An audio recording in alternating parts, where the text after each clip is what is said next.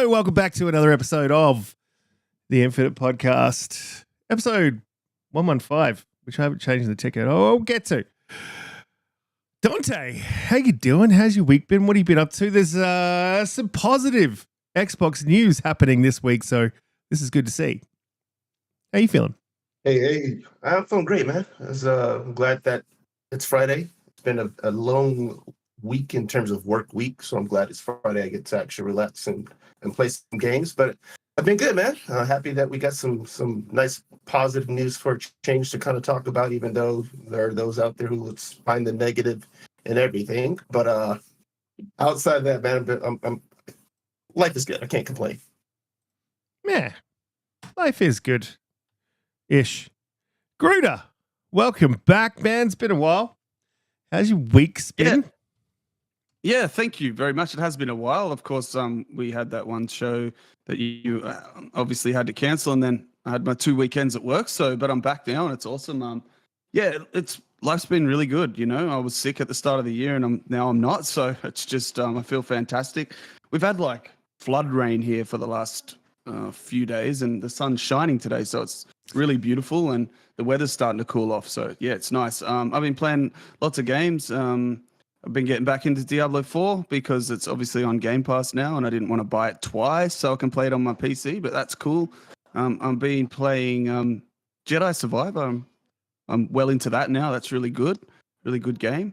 Those are the 2 games that I've really been playing. But yeah, life's fantastic, man. Thanks for having me. And there's actually a fair bit to talk about this week.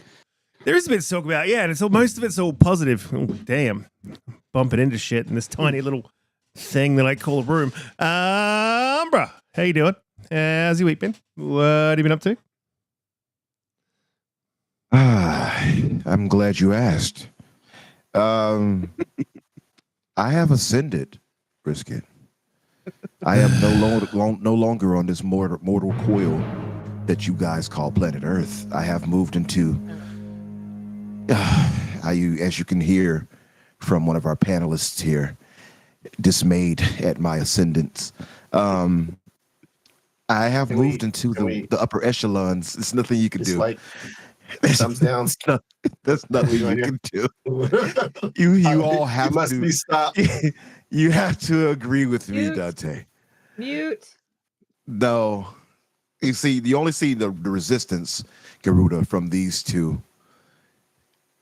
console. You guys get like a membership card when you guys join like the PC Master Race. Is there like a membership card and you'll use that get paid, any of that stuff?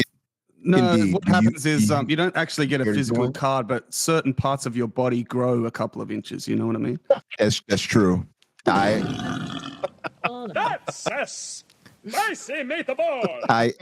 I will acknowledge I woke up and I was like, wow, even bigger than normal. Okay. So what I had to say is You mean your ego, right? Yeah. Yeah, that's what I meant. No, Yeah. God, please, no. It's something, Holly, and I get the doubt. And until you have moved into the ascendance like myself and Garuda have, you can't quite possibly grasp the power. All right. What is yours? Wrap it up. Umbra. Wrap it up. But see now you have it. You just haven't embraced the power, Holly. That's the problem. Where's Jeff Keighley's music? Hang on, let me find Jeff Keighley's music. That's the problem here. And Holly, when you embrace I'm fading you out. From this intro. Fading the music. Fading the when you music. embrace Donte, Umbra, come Holly, back. I want you guys. Come back, Umbra. When you fully embrace the i9 14900K, when you fully embrace an RTX 4080 Super, Oh my God! when you embrace 1,000 watts, 4 terabytes of PCIe NVMe, I am going to mute you. Accept and embrace 64 gigabytes of DDR5. So Riskit, how's your week You'll been? understand, Donte. I'm going to mute You'll you. understand. Holly, And- do you dare interrupt PCMR talk? All right, he's muted. I No one else. just Only we can hear him. I don't know how. You all if you see can- this discrimination. Chad, I want you to see this discrimination that me and Garuda face here They can't among hear these you. plebeians. Oh, you're really going there, aren't you, Umbra? Oh, man. Here we go. They really just it's discrimination. It's broad and blatant discrimination against and hatred against our kind. You see this, Garuda? I see it. I feel it, bro. Yeah. Yeah. Thank you, painful. Lotus says we welcome you. Blue, Thank you, Lotus. See, Blue, this how's is your what week? we should. Garuda how's and your week Lotus been? are just This is welcoming. the end of the show, right?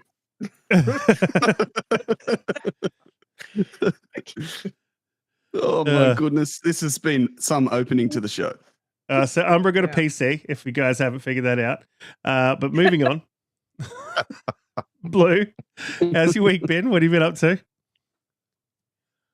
Hey everybody. Hi everybody. I have been working, and last weekend was Easter. It was very busy, so did a lot of family stuff, but this week I got to play some Call of Duty. Did pretty well last night, and I also have played a little Dragon's Dogma, and then today I started Lightyear Frontiers. It's that indie that's in early access preview that just came into Game Pass. So it's in mechs. Yeah, that So, looks interesting. It very looks like a nice cozy game. Yeah. Yeah, it was very chill. I was enjoying it, but I thought, oh, I need to make a soundtrack or play some music that's not the game music while I'm playing it. Not that the game music's bad, it's just so calm. We actually had the developer of that game's wife on. She's also a developer. Oh, wow. Yeah, we had her on Cool. a while back. Yeah. So that But was it was really cool. I've enjoyed the first couple hours that I played. I think I'll be continuing on that one. Yeah, I downloaded it as well. I'm yet to check it out, but I'm interested. Yeah, I played it for a bit. I downloaded. I got bored. Oh, did you? There was nothing to kill. Yeah, well, you know what? I was thinking nothing to kill. It does have a multiplayer mode, so I think I'll look for somebody to play some multiplayer with it and see, what like how it is in multiplayer versus single, because I feel like that would be different, If I can kill you, I'll play. Yeah, well. My knowledge, there's I've had no enough of there's that. no physical combat in the game at all. Your am I friendly right? fire and me. We've had enough for a couple months. I told Riskit that I think him killing you the way he did in Helldivers is what made you hate the game. I'm glad I could be of assistance. Man, is this Stellar Cheeks? This looks insanely good, man. But it is Yeah, friendly fire. It you know what I looks mean? really- it's a beautiful It's like- game. Yeah, it's a beautiful game. It's not unfriendly fire that I'm putting out there, I don't know. I feel like you should be grateful a little bit. Yeah, so what have I been playing? I played the Stellar Blade demo, which I've got on screen, and I will apologize because for some reason, I don't know what's going on with my game cap card, but it's focusing in and out like it's a camera. So there'll be points at which it just goes blurry for no That's the game, bro. No, it's not the game. It's not the game. I tried it across a whole bunch, like just there. It focuses in and out. Must be a setting I've got ticked that's just not doing it. So I'll suss out what's going on with the game cap card when I cap some more stuff, because it did it with control as well. It would just literally blur out the screen and then it would come back. Like that. Like right now, you can sort of see it focusing in and out. It's crazy. I don't know why it's doing it. But I'll suss it out, get it fixed. But yeah, this is Stellar Blade. It was pretty good. I don't get into this sort of stuff like the Japanese anime type thing. So yeah, it wasn't bad. I'm pretty excited to play this game. So I'll probably be getting this when it comes out. Check it out. Bit of Stellar Cheeks. Character modeling, is just it's okay stuff. I didn't spend a lot of time looking at things, but I finished Control. That's a good game. I finished the DLC, and the DLC was a little bit off. I didn't think much of it. And we got some news about Control earlier on this week that it's going to be a sort of a live servicey, full-priced multiplayer type deal. So I'm curious to see how Remedy handles that, because Remedy's multiplayer Oh, you mean the outings- sequel? Yeah, Control 2, yeah. Wow. Yeah, their multiplayer outings haven't really been the best, so should be interesting to see. But anyway, that's not really part of the news roundup this week. Guys, before we jump into the news, please like button, share us out. We go live 8 p.m. EST every Friday. If you're in the east of Australia, that is 11 a.m. If you're in the west, 8 a.m. West Coast, Best Coast time. Kicking it off, this week's got to be Hellblade, right? Got to be Hellblade. We've got some interesting, probably hot, spicy takes on this. I'm probably going to jump straight to Garuda on this one because I think No, you can skip me if you like. definitely. I'm not going to skip you. I think the chat is going to appreciate what you have to hear to say. I don't know about that. Yeah. Okay. So I don't have a lot nice to say, but it probably stems more from a run-up of different things leading up to Hellblade 2 and the announcement that it's only going to be 30 FPS. So that's the elephant in the room that we need to address. Like, unfortunately, in my opinion, that fact alone, the frame rate on console, has kind of overshadowed to some extent the really glowing previews. Now, I'm happy that the previews are good, but oh man, I'm not happy. Like, I expected Hellblade, and I to some extent understand that it's 30 FPS and why it is on console. But look, the fact that most Oh, I lost sound. Sorry, guys. FPS only. Sorry, you okay? No, you're right. You keep going. Keep going. I lost sound for a second. Yeah, You're all good.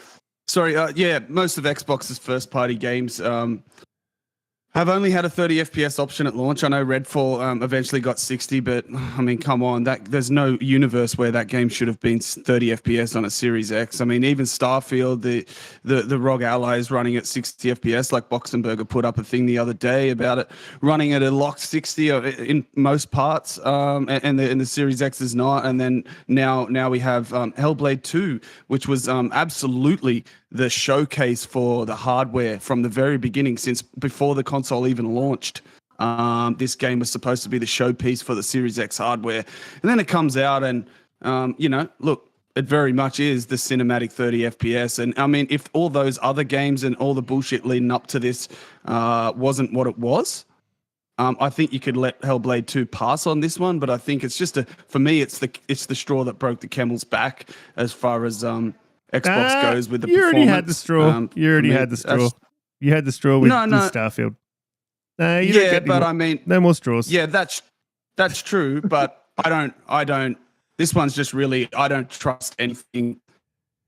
I just expect all their games to be 30 FPS moving forward, because that's what they've shown me. Even with Forza Motorsport, which was also a built from the ground up kind of experience for the Series X hardware, it looks pretty rough compared to what it should have, in that 60 FPS mode. And that's the only game they've really, what is it? Flight Simulator, Redfall, Starfield, and now Hellblade 2, all 30 on console. Like, come on. And the thing is that their biggest competitor, obviously Sony PlayStation 5, all of their first-party games, regardless of if they're cross-gen or not, I know a lot of them are, but they offer the customer, the consumer, the option for a performance mode. And Xbox isn't doing that. So if you measure them against their competitor, it's a bad look. It's bad optics, especially when they already have so much negativity around the brand, as far as, the kind of ambiguity with their statements and things about, the cross-platform stuff, and a bit of bad will at the moment. They didn't really need this at the moment, and it puts a bigger focus on how much it sucks, because the narrative around Xbox isn't that great at the moment. So, but for me, look, But for me, look, honestly, yeah, the game is cutting edge. That's the negative side, okay? The game is absolutely cutting edge. I've seen nothing even come close to looking like this. People talk about that Death Stranding 2 trailer. No way. That doesn't even hold a candle to what we're seeing here. The granular detail in the face of the characters, the mocap, just everything about the lighting. The visuals that we're about to see with Hellblade 2 have never been done. And the previews would speak to that, wouldn't they? Because everybody's saying the same thing. This is the true next-gen experience. The first time we're going to see that real leap ahead. And that That is amazing. And look, it might sound like I'm really complaining about the 30 FPS stuff when I shouldn't, because I'm only on PC, but I'm speaking on behalf of the console guys who only play on console, the hardcore Xbox guys, the console connoisseurs like yourself, Risk, are not getting much love with some options and choice from Xbox. You're not getting the experience that the competitors are getting with their games and the options they get with their games. And I want Xbox to do well.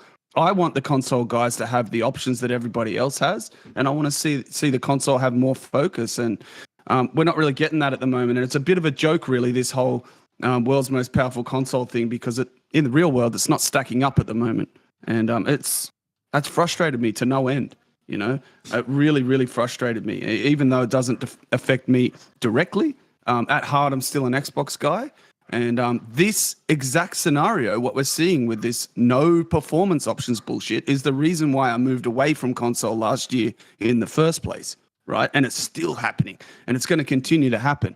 But on the other side, it's not happening. So I think that every Xbox-only gamer is fully entitled to be up in arms about this, you know? That's what I think. I think it's genuinely okay to be upset with the lack of performance options that Xbox first party is giving you at the moment. And that's where I stand on it. I disagree, Donte. I'm personally pretty hyped, and I'll drop my take at the end if there's anything left. But any of the crumbs left on the ground for me. But I got a feeling, Donte, how are you feeling about 30 FPS cinematic experience, Hellblade 2, the most powerful console? I don't know you're going to come to me on this one next. Yeah, so I think we chimed in a little bit on chat about this, but I think I was expecting this, so I'm not disappointed. Like, you know, like I kind of saw a trend, right? You start seeing like these really big high fidelity games were probably not going to run at 60, right? When I saw that Starfield you know, wasn't gonna be at 60 on console.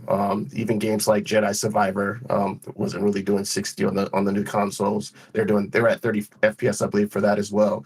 So like I start seeing this trend of these very, very big AAA games that, especially if they are, you know, focused on high fidelity, that they're probably gonna be 30 FPS. Personally, like I've still enjoyed the experience that I've had playing these games, so it's not, it doesn't bother me. Like the expectations are, I already understood that, like, hey, even though we want it to be, and I understand that Microsoft has an issue there where they kind of gave us this impression that that was going to be the standard. And for the most part, a lot of games do run that, but we are expecting this for their kind of tentpole first party offerings, that pretty much all of their games that would be like, you know, newly released that we're waiting for, we're going to probably be at 60 FPS. But I think I started noticing like a year or two ago that, hey, this is going to be kind of like a mixed batch. In terms of the experience, though, it's kind of like I'm playing Dragon's Dogma 2 at 30 FPS on console roughly. You know, that's what it's mainly hitting, and been having a blast with it. I love the hell out of Jedi Survivor. I love the hell out of Starfield. So it's like, I'm not gonna. It doesn't impact me in the big scheme of things. Would I like it to be 60? Yes, of course, I prefer that. But I do have an option. So like Garita, you're predominantly PC, so like it really doesn't impact you. But shout out for caring about us lowly ones who mainly play on the console. Bro, I will always be an Xbox guy at heart, bro. I appreciate you caring for us, but like, yeah, like if I really cared that much, I probably, like, the beauty of being on Xbox and through Game Pass is like I do have a computer that can handle it. So if I wanted to, I could play it on my PC if I really cared about 60 FPS. So maybe maybe I will. Maybe I'll dabble in both roads. But I think as long as the game plays well and I don't feel like it's completely taking me out of the experience, I'm not going to complain about it. I'm hoping that for the next generation that they can get hardware to the point where, yes, we are seeing this consistent experience of 60 FPS being the standard. But I think it also depends on the game. Like, you know, Halo was at 60. We expect first-person shooters to definitely be at 60. These more like these more narrative single-player games where, you know, you're kind of watching the character and it's melee combat. I don't think those necessarily have to be at 60. Again, it would be nice, but it doesn't take me out of the enjoyment of the game. And that's what it really boils down to. If I'm looking at something gorgeous and it plays great and I don't feel like it's janky, I'm going to be okay with it. Would I like 60 FPS? Sure, Microsoft, do better. Let's, we can argue and bang our heads against that, but I'm not going to complain against it. I feel like it's taken some good news has been coming out about this game in terms of the early impressions. And it's like we do the thing that we love to do on Twitter. It was like, well, let's jump to something that's negative. Whereas like I think most of us knew it was going to be 30 FPS. And we probably had this idea since they announced it like a couple of years ago, and since we saw Starfield coming out at 30. So I don't know why we now have to kind of, find the way to dogpile and be like, oh, this is crap now because it's 30 FPS. I'm not saying you're doing that, Gruda, but I was just watching a lot of stuff on Twitter, and it's just like we always got to find something to harp on something, man. It's like let's just hope it's a great game and just have fun with it. That's all I care about. That's the best attitude to have, Donte. It really is, and I hate coming off negative. I just keep it real with how I feel. But sorry, what I was going to say is hang on a second. Yeah, like it's okay. Everybody's different, right? Everybody's different. I still think the game's going to be fantastic. For me, it's just, it's a lead up of different things, and yeah, I'm not trying to bring anyone else down on the game at all. Absolutely not. I just want to see Xbox give us some options. That's all. Yeah. Typical pony stuff. No, never. Yeah. Where's my horse button? There we go. Did I hear the horse in the background?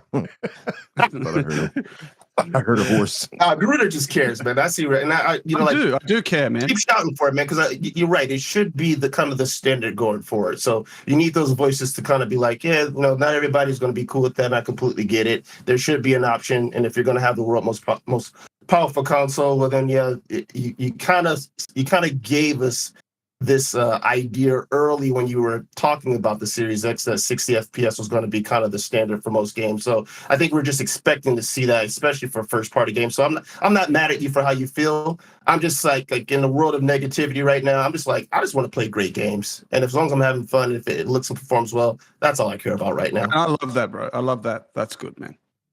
Yeah, absolutely. Umbra, where are you at with 30 FPS? Hellblade, Fidelity, Xbox Don't do Next it. Gen.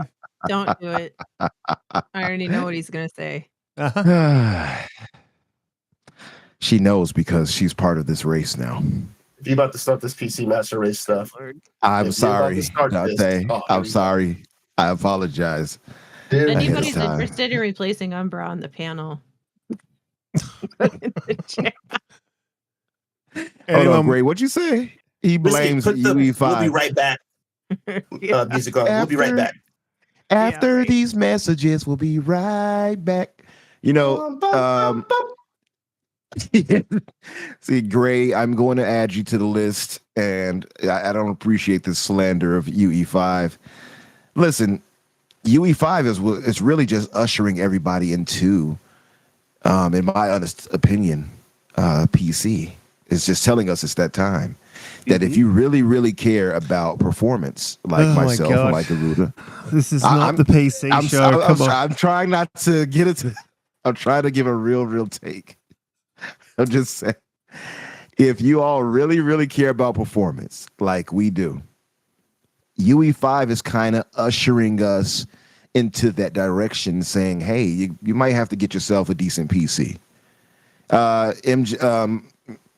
Excuse me, he threw me off just by saying that comment. UE5 is crap. Listen, this is a gentleman who continuously plays the Switch and calls it the best thing ever made, so I don't really trust his opinion on anything. But I'm just saying, I think I understand both perspectives.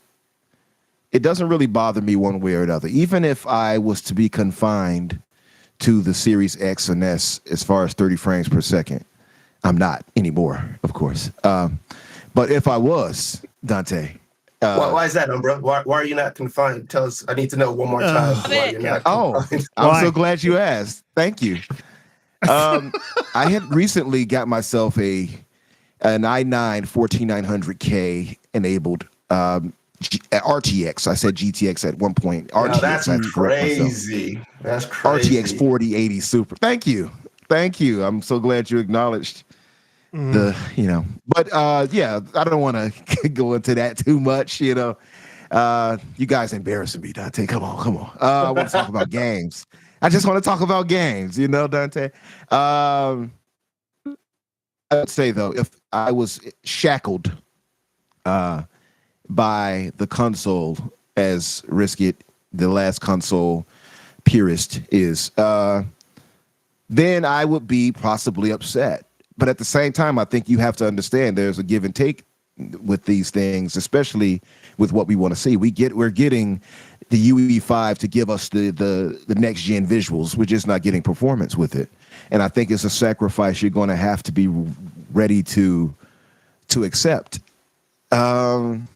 It's not smugness. It's not smugness. It's just, how do I put this? Superiority. Well, I don't want to call it that. Let's just say my I think Cade, he nailed it. It's a smugness. I think he nailed it. It's okay. Just own it. Own it at this point. I just realized, like, my eyes have been opened. You know what I mean, Donte? That's what it really is. My eyes have been opened now, and what it is I wonder if we can close them out. Bushido asked how many times I have to service the PC.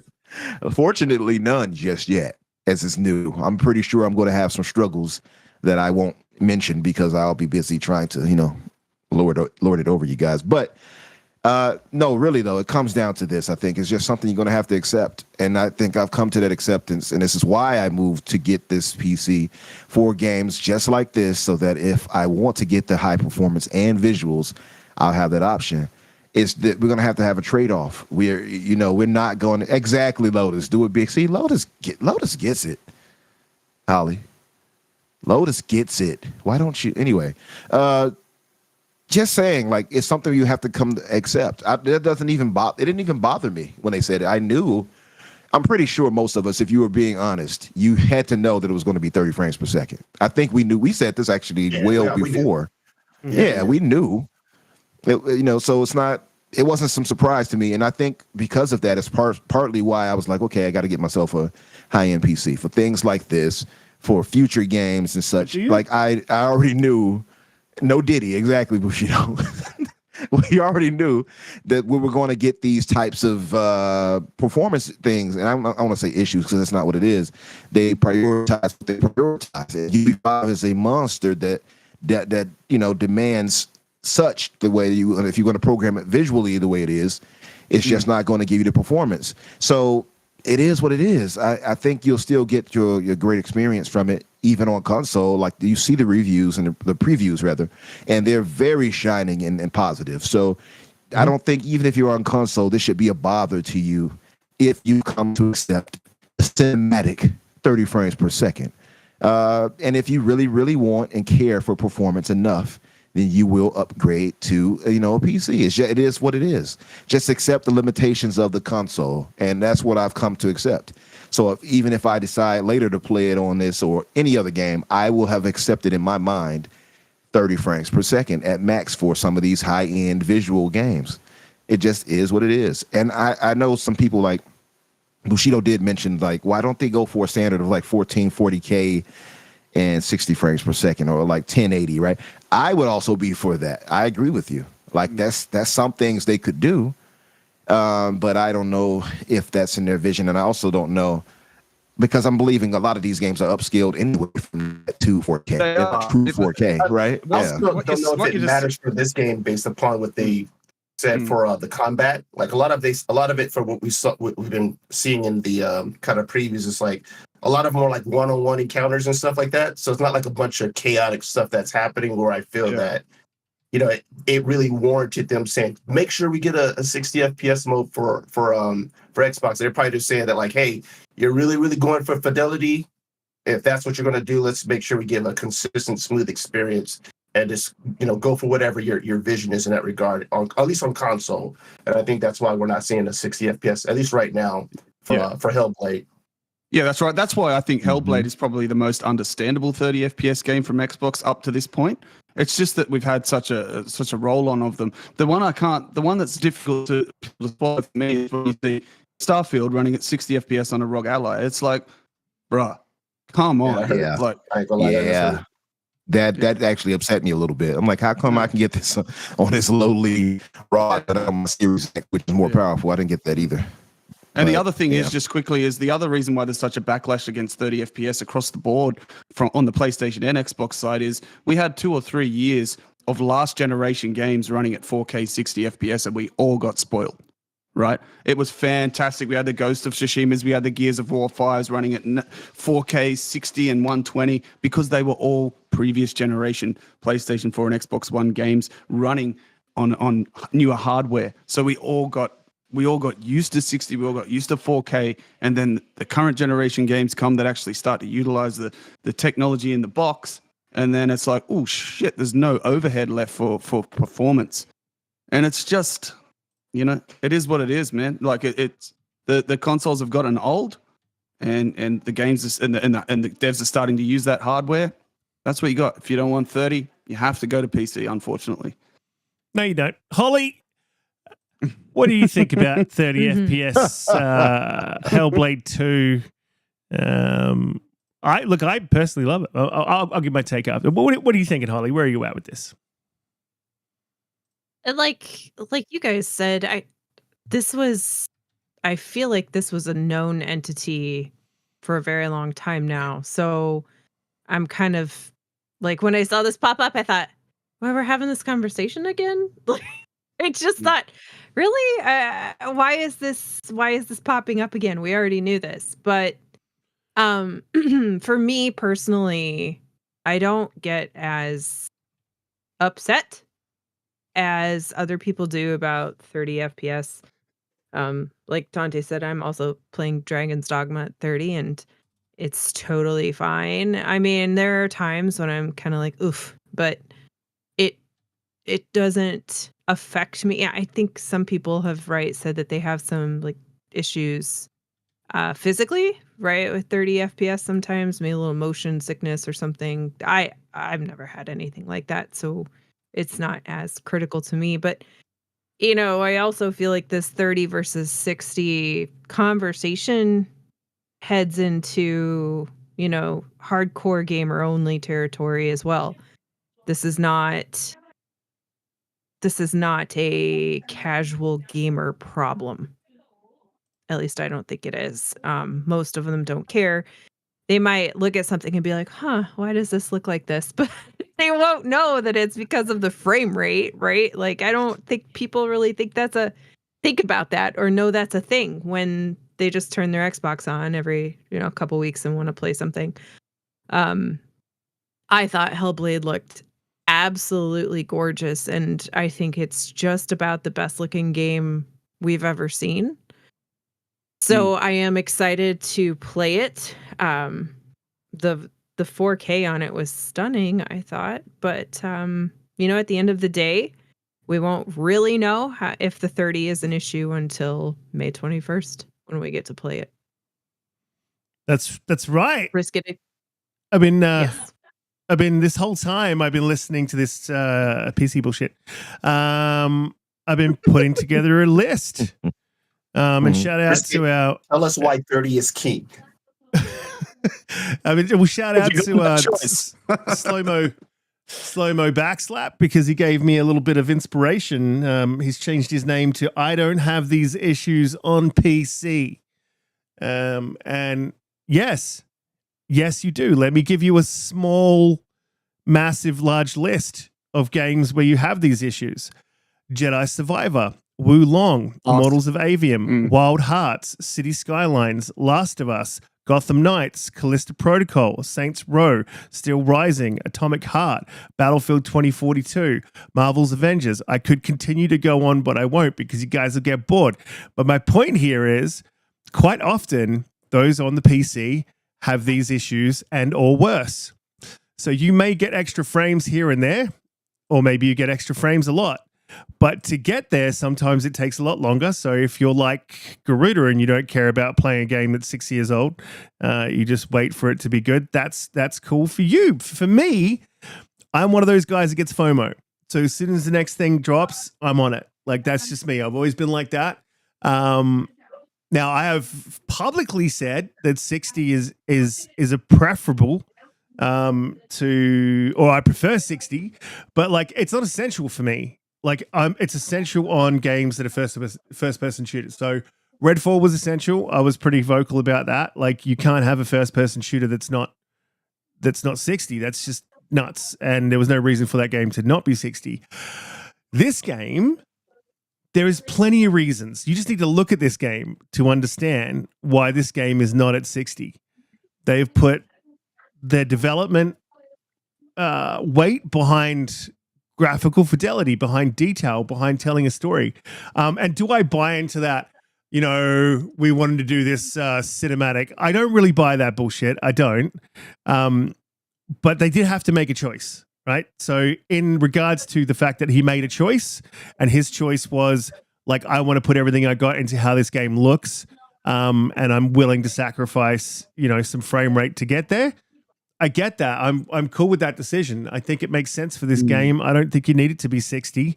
Would I prefer it to be 60? Hell yeah. But I just this is this one is a nothing burger, and this is coming from the guy who's usually very, very critical. This is not a miss. This is not a misstep.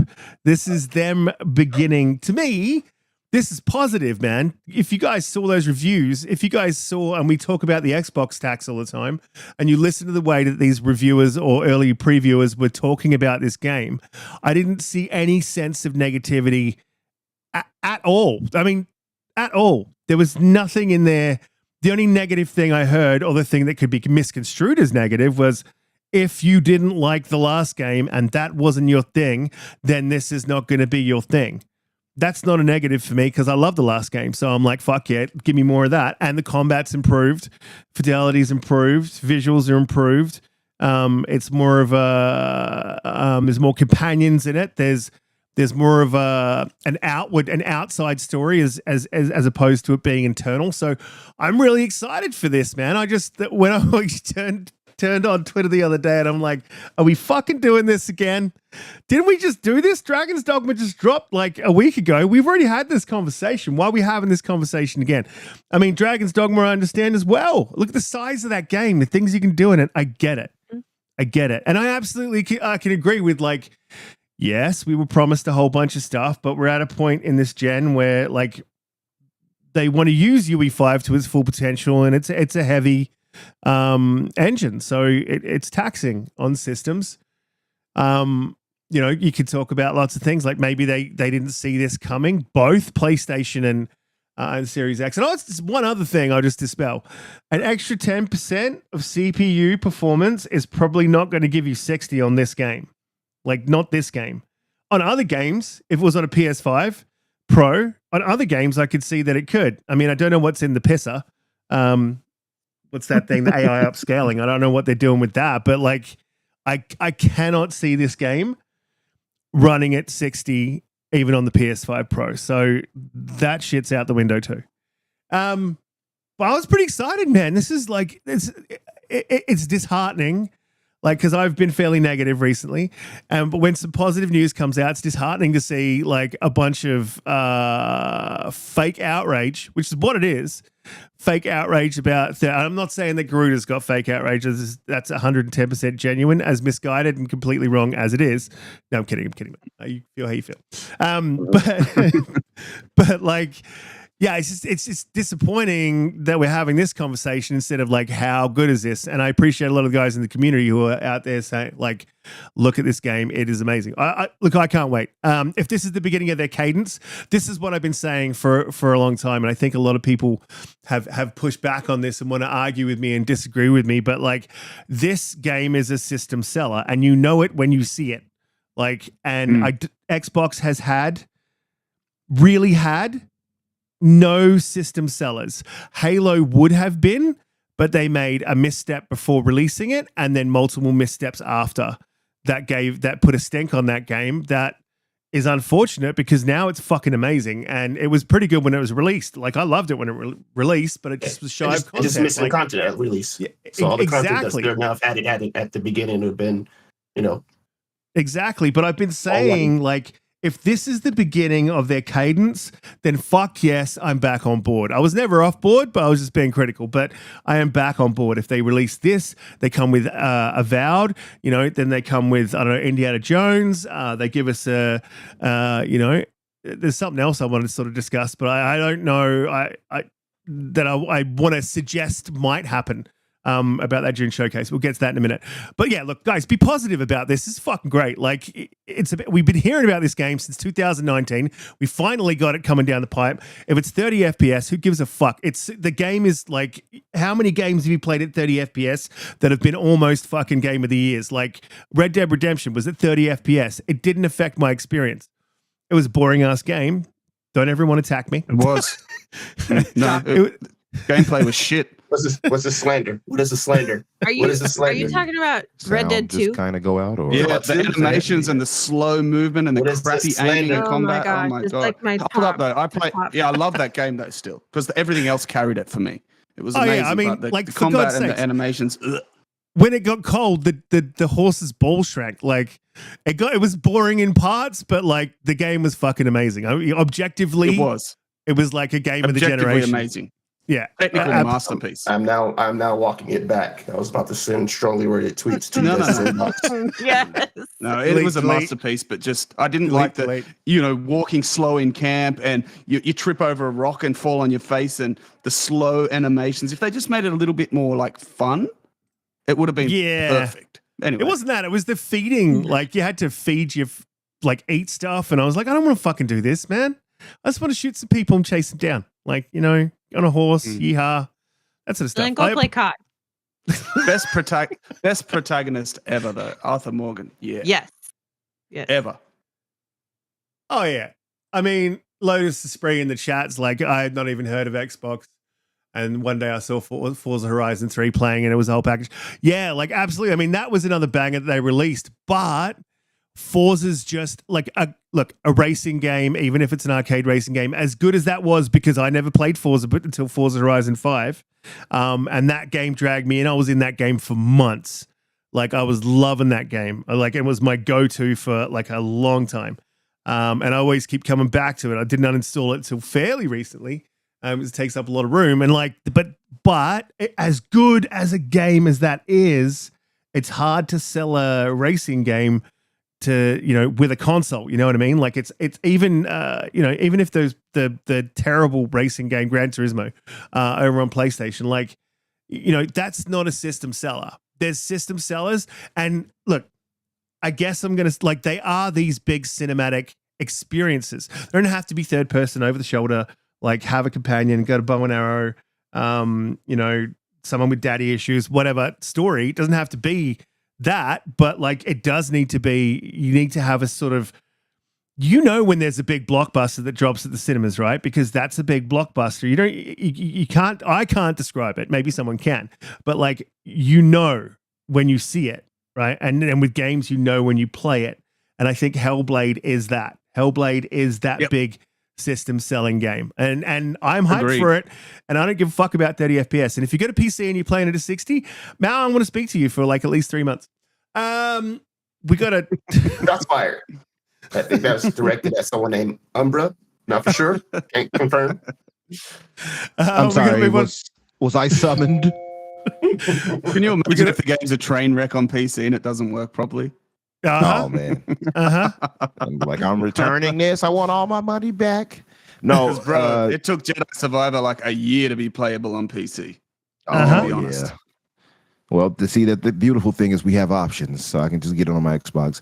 But I was going to say to the question Sam posed, and we were all like kind of trying to figure out, what do you guys think would happen for Gear 6? Do you think, Riskit, and maybe this is a segue, but do you think that will also launch at 30 frames per second on console, keeping in mind that the Coalition are masters at Unreal Engine, though to be fair, they pulled this off with Unreal Engine 4. Do you guys think that they can pull that magic trick again? And they got that at, by the way, 4K 60 on Xbox they didn't, One. right? They did. Yes, they absolutely did. I didn't think all it modes. Was it? Yeah, all modes, 4K On 60. Series X. Yeah, on Series X. That Series X upgrade was 60, but I believe when Gears 4 and 5 launched on 1 and 1X, the campaigns were 30 FPS. Yeah, I think the 1X may have got it that too. Well, no, But, maybe yeah, it's just Series X. I'm not sure. But I don't think any Gears campaign has launched at 60 FPS on the only place you can play it. That's what I'm trying to say. Before we jump Yeah. into this, though, let's guys, please hit the like button, share us out. We go live 8 p.m. EST every Friday, and then we'll jump into the Gears 6 thing. So the question is, well, so look, let me just set it up because it's been rumored. I believe it was Tom Warren who broke this, or was it someone else? I think it was Tom. Tom Warren, Grubb. Jeff Grubb. It was Grubby. Grubby broke this, right? Tom Warren reported on it. Gears 6 could be shown this year, and then someone was found in a subreddit or as whatever era, that horrible toxic place. They're saying people aren't ready for this game. So do I think it's a 60, Umbra? Yeah, I really do. I actually do think it's a 60. I also think something else. Yeah, see? Riskit gets it. I think they'll get it at 60 somehow. And they surprised us before. Mm-hmm. Well, it'll be the second for them. They've pulled it 60 before. Well, they haven't though. They haven't on the Series X. Yeah, but didn't launch. It didn't launch on the Series X, Umbra. Yeah, but they got it there, is what I'm saying. And I think that if they can pull that off, I'm pretty sure they'll pull that trick before again, right? No. Yeah, okay, so you know what I'm trying to say? Like, what I mean to say is the hardware that it was designed for, they've never launched at 60 FPS. It's easy to run an old game at higher specs. It's not easy. If you have, if you know what I'm saying, like no Gears game has ever, to my knowledge, correct me if I'm wrong, but no Gears game to my knowledge has ever launched at 60 FPS in the main story mode. The only reason why Gears 5 did that is because it was a Series X upgrade a year or two after the game came out. No, it wasn't. If they launch at 60 FPS with Gears 6 on the Series X, that will be a first for the coalition. So no, you're wrong. You're actually wrong. Okay, that's what I said. Correct me if I'm wrong. That's what I on think the it Xbox is. On the Xbox One X, they had it at 4K 60 FPS. I thought I was right on that. I said 1X. That's what I said. I didn't think so. Yeah, they did it on the One X. And on the One, I believe it ran at 60, but was not at 4K. But I'm just trying to confirm that. I haven't confirmed that yet. And Gears Tactics red. No, joking. Joking. No jokes. But again, hold up though. But still, that even if it was on the One X, I'm not trying to take anything away from it. I'm just trying to look at it realistically. That's the upgraded model. That's the model that we don't have this time around. You see, so that they won't have that overhead to work with. They're only going to be launching the game on the hardware it was designed for. You know, so even if it was upgraded on the One X, that's an extra they don't have this time. So not being negative, just being realistic. Yeah, because they had to keep it for the One, right? Yeah. So I think it depends on possibly also what they're going for. So like, let's say like we've always known the coalition as being like, you know, masters at Unreal Engine. So if they're working in, you know, UE5 obviously, and they want to showcase that, you know, like, hey, we are top dogs at this, and graphic fidelity is something that they're really caring about. Then that could be a possibility that it comes at 30 FPS because they just want to show how good they can make it look. But I'm hoping that I'm going to retract. I'm going to retract my previous statement and say, because I forgot something that I can't say, but because I forgot this and now thinking about this, it'll come at 30, I think. If it's on this is the thing. If it releases on the Series X at 30, but I think it's going to be look, you'll get a next gen version with the next console. So that's right. So that's what I'm saying. They've never launched at 60 on the hardware the game was designed for. Never.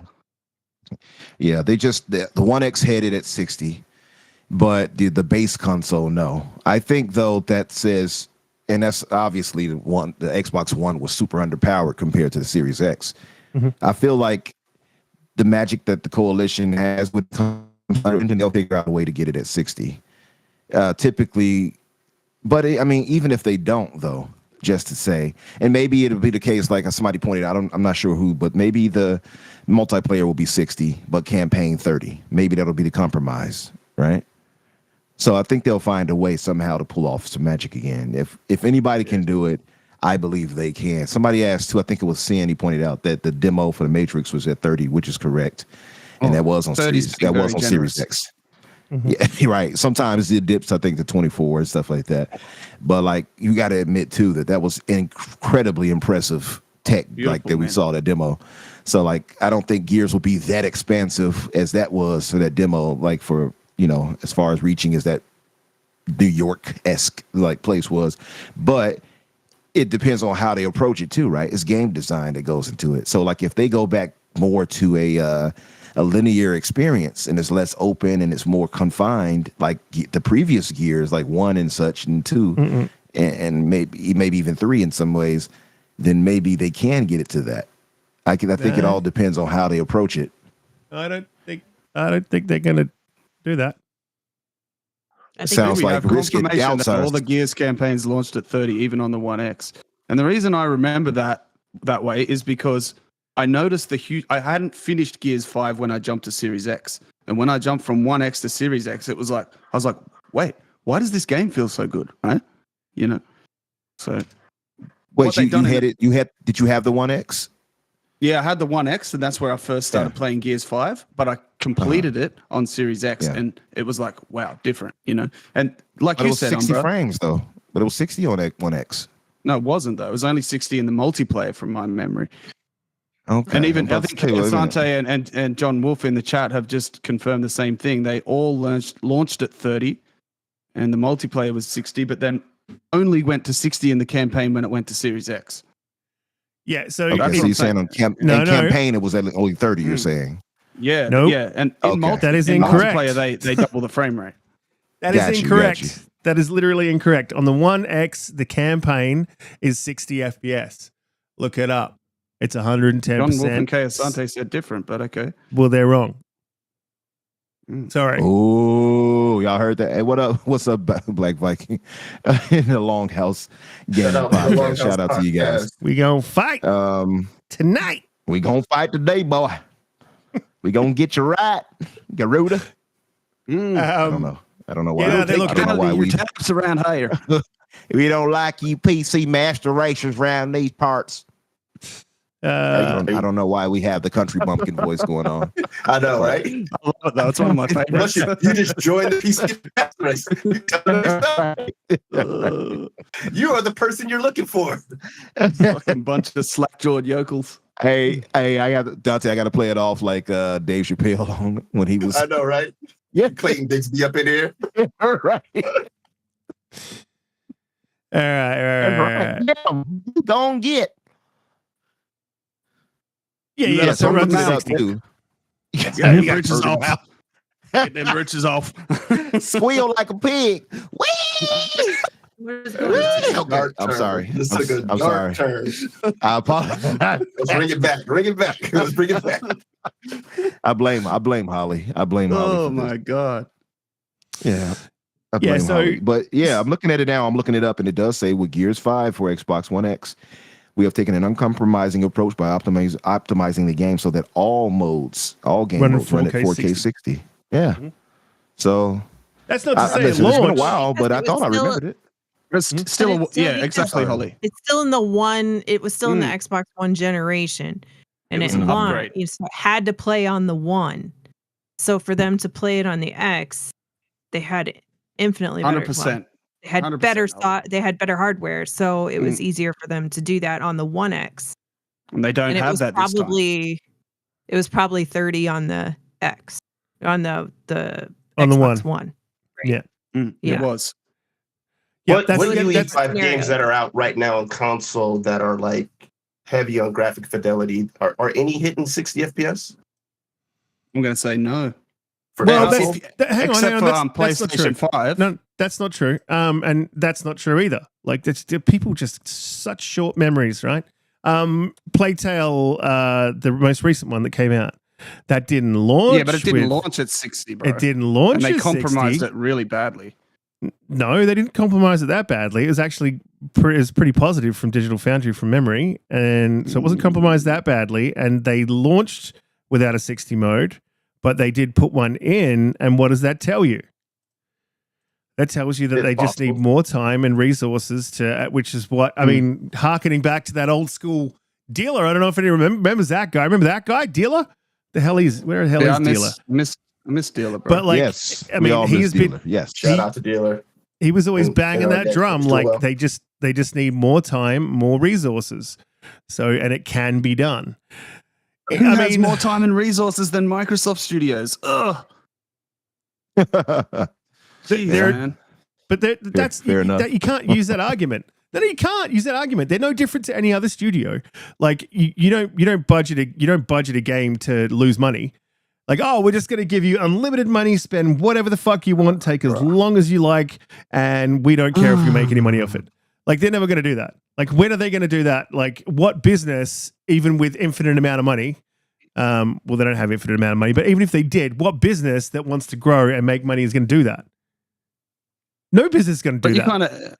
I know, but you kind of answered your own question. Like those games that are the options is what we're not getting on Xbox first party. Like you said, Plague Tale Requiem, it eventually came with a 60 mode, with a little few caveats, but it got to 60. Yep, great. On PlayStation, you got Final Fantasy Rebirth, which it's a stunning game. The character models are beautiful. Everything about the game is gorgeous. The 60 mode looks pretty rough, but it has a 60 mode, right? So you can choose. Even games like Spider-Man 2, which are only on the PlayStation 5. And look, I know it's more like a PS4 game, but it has multiple different options, okay? The thing is, these games are getting these options everywhere else except for the Xbox first-party games, and that's what's a bit upsetting to me, Like, just give us options. Who cares if you have to take out a few rats, or this has to look like it's got Vaseline on the screen, or, there's a couple of less strands of hair on this guy's head. Just give us a freaking option, man, and this narrative will be dead. There won't be anything taking away from the positive previews. There'll be just people talking about being excited for the game. But this only takes. I can absolutely see somebody like King Thrash looking at the strands of hair missing, Garuda. What will we do then? When he starts volcanoing, when he starts volcanoing all over our products, what then? Huh? Did you think about that? But no, nothing's taking away from this game. Like, that's the thing. Like, are you seeing that reflected in the previews? Like, we're technically on the next subject, but going back. I do, because that's one of their big talking points out of it was the game is a visual leap. It's a next generational sort of push forward, but they got this. It's always this but with Xbox, caveat. Like, just give us a clear win with no caveat, no ifs, no buts. That's all I want. This guy, Arthur One, always caveats with good Xbox news. That's what I'm talking about. That's not in any of the previews, bro. It's not in any of the previews. At all. Where did the information come from? Because we got the information that it's 30 FPS around the same time the preview. No. It wasn't a caveat. It's not like it was like, but this game is bad. Here's a bad point. It's at 30 FPS. Like, everything in those previews is positive. Not a single. There's not the only. Like I said, the only single negative that they even put on this is that it's very much like the first game. And so, if you didn't like the first game, you probably won't like this. That was the only negative. That's the only negative that came out of this. So all this shit that's being blown up is not new information. We already knew it was at 30. It just got blown up because the previews are good. And who do you think blew it up? And you're getting sucked into the vortex of bullshit. Like, there's really no negative from anyone that fucking matters. There's really no negative talk around this game. All the negative talk is coming from one particular side of the community. Like, honest to God, I don't know, man. There's a lot of Xbox guys that are a bit disheartened that they aren't getting what they were sold at launch. There are, man. I don't think it's good to dismiss that. Maybe, but the problem I have with it is acting upset about it still when we've kind of known this now for a while. So we haven't got confirmation though, Donte. But I think we had a good idea. You know what I'm saying? Like, we were seeing kind of a trend of like these type of games that were heavy on graphic fidelity that were coming out at 30 FPS. So it's kind of like getting upset about it now, to me, like, at least for those that I'm seeing posting about it within the community, it's kind of like, all right, you're complaining about something that you can't change it. It is what it is right now, right? So if anything, let's complain for whatever the next hardware is. Make sure the next hardware isn't going to have to make the compromise where, yes, 60 FPS is the standard. So that way we don't have to go through this again. But like, as of right now, I'm just like, what's done is done. We know that there's limitations to these current consoles. right? Sure, but if you don't push back now and tell Xbox what they've done wrong as far as not delivering on their promises, there's a chance it might happen again. So as a consumer, you have to be heard, right? You've sold us one thing, you haven't delivered, and now we're going to jump up and down about it so it doesn't happen again. If we give them a free pass this time around, it may indeed happen again. So as a consumer, you need to make yourself heard. It's very I don't think it's a free pass. I think everyone's been vocal for a while now about, hey, we're not really seeing the standard of seeing a lot of these games being at 60 FPS. I don't think that's a free pass. I think we've been saying it for quite some time. But we're talking about it as if like this is a shocker. Like we thought that there was potentially a chance it's going to come out and they're going to be like, "Yep, lock 60 FPS." Like, nah, I wasn't expecting that. No, if you're honest, to be fair, I wasn't. No, I wasn't expecting that. No. No. And I mean, but to your point, Jax82 with $10 super chat. Shout out to you, man, longtime supporter. He said, "This is all I will say on this. I didn't buy an Xbox to be told to play on PC. 60 to 120 FPS is what they marketed, and they haven't delivered on it. Yeah, Play mostly on a let me finish. Play mostly on a console. Sorry. Something has to give." Yeah. So yeah, look, to your point, we get it. I've been vocal about it. You've been vocal about it, but they're doing something. This is the thing. Like, you got to take the good with the bad and the bad with the good. Like, and we've jumped up and down about this whole 60 thing. This has been done to death. There's no point like rehashing the old ground. If they haven't heard by now, they're not going to hear. Like, but what they need, like if I was an Xbox developer, if I was in the Xbox camp, like if I was one of the fucking leaders, I would like a fucking win at this point. And this game is a win, and they deserve their flowers. So we don't need to be jumping on them for doing something else that we've been asking them to do, which is bring bangers and a regular fucking cadence of them.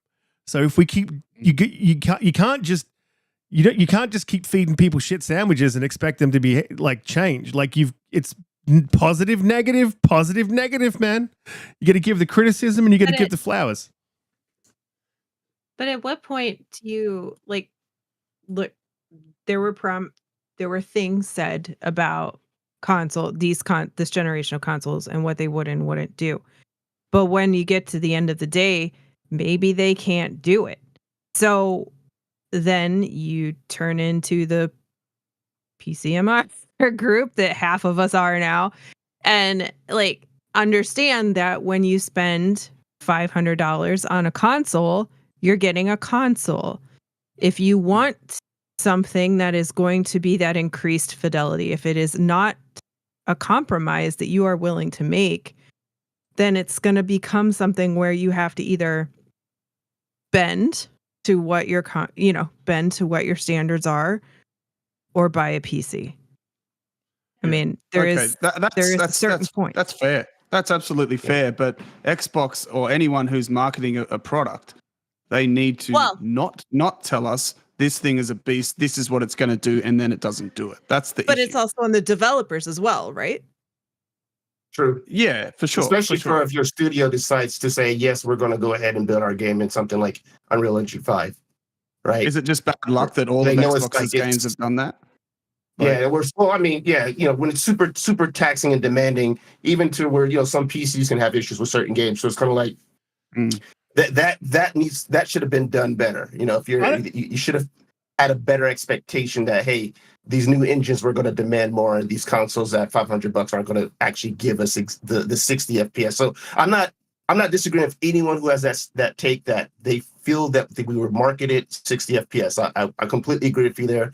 It's just at this point now, I'm recognizing that it's not going to be the case for a lot of these big AAA games. So it's just kind of like, at least we still got some choices with Xbox if you are a PC person, where like if I buy that game or I get access to it through Game Pass, I have a choice to play it on console or PC if I got it. But you're right. The next hardware, they can't have this happen again. It needs to basically be able to hold up to what they've been promising. Agreed. But again, I just want to, but Garuda, like, you be careful what you say, dude, because you just said that none of their games, which is categorically untrue. I didn't say that. I said, have we just been unlucky? That all of their games have been 30 up until this point. That's what you said. That's Xbox narrative. first party games. Yep, that's narrative going around, but that's categorically untrue. Halo runs at 100. Halo runs at 120 FPS. Forza Yeah, 5 it's an runs at Xbox 60. One game. We're having the Forza- same conversation we just had Forza- about Gears. That launched on Xbox One. Forza Motorsport runs at 60. Yeah, and that's that one I'll give you, but it's a Redfall you know what I mean? Racing runs at game? 60. Is that what you're saying? He's racing? But I get it. No, I just it's like that's the only one. Like you can't say Halo. What does You that? can't What does say that Halo, mean, though. Garuda? What does that mean? Well, everybody knows the game looks like shit, and it's well documented. The game looks like shit. It doesn't look like it was supposed to look. Digital Foundry slammed it. It looks worse than a last generation PlayStation 4 game. It got killed by like you know what I mean? Like talking about Halo? caveats. You can't say Halo. It was an Xbox One game. Are you talking it was about in Halo? development for 7 years on Xbox One. It looks good. You talking about Hang on Halo a minute. Are you talking Yeah. about Halo? I think Halo Infinite looks- is gorgeous. It looks good, Yeah, man. no, but what I'm saying, we're having this, was like Holly said before, the reason why Gears 5 ran at higher frame rates on Series X is because it was a last generation game. That's what Halo is as well. So you can't use that as an example that we're getting these games at 60 from first party if they're not even released during this generation. Like, that's all I'm saying. Like, Forza Motorsport's the only current generation only first party Xbox game, to my knowledge, correct me if I'm wrong, that has had the option of a 60 FPS mode. And even still, it looks worse than a last generation game than on PlayStation Well, 4. I'm not slamming it, but that's just a fact. That's just a fact. It's So not Halo- me being a bully. There's- Halo is a there's- last gen game. There was You know what I also mean? there was also Yeah, I don't know, it look worse. there was also an Xbox One build for Forza Motorsport. They just didn't release it. Yeah, but that's Just to true. say- That if that's the case, then that plays into my argument even more.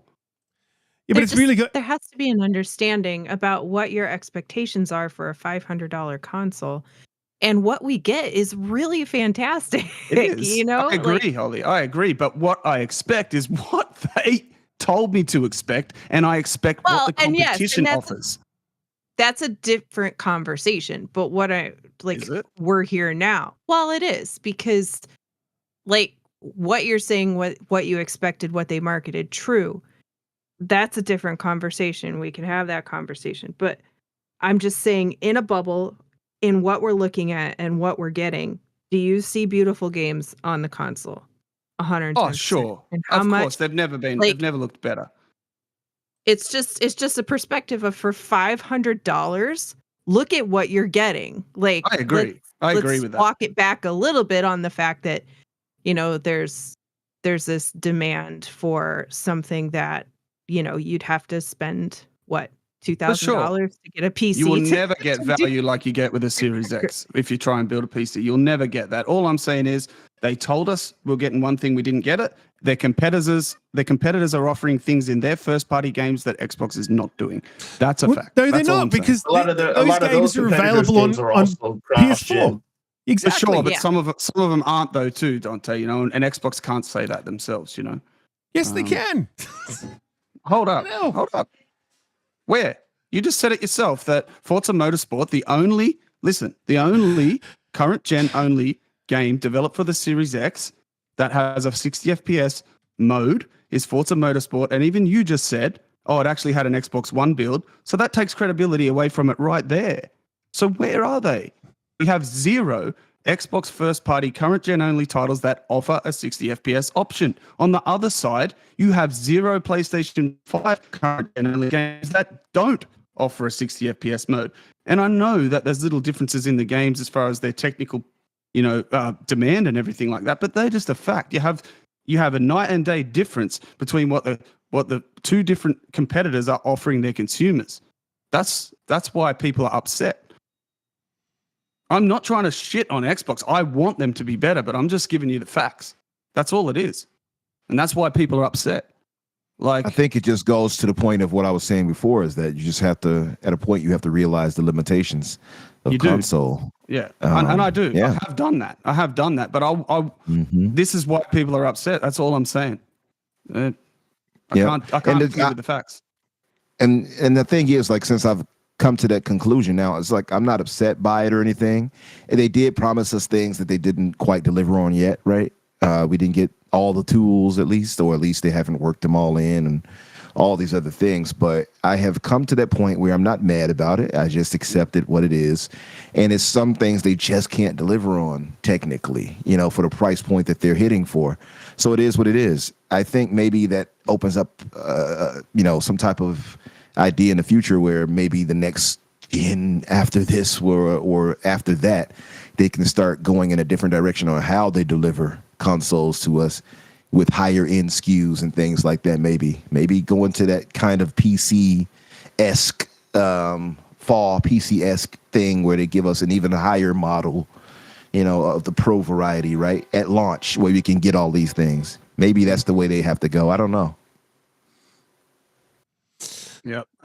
Again, I apologize for how negative it sounds, but it genuinely comes from a place of wanting Xbox to do better, wanting the best for the console guys. And I'm still jaded about feeling like I had to move to PC.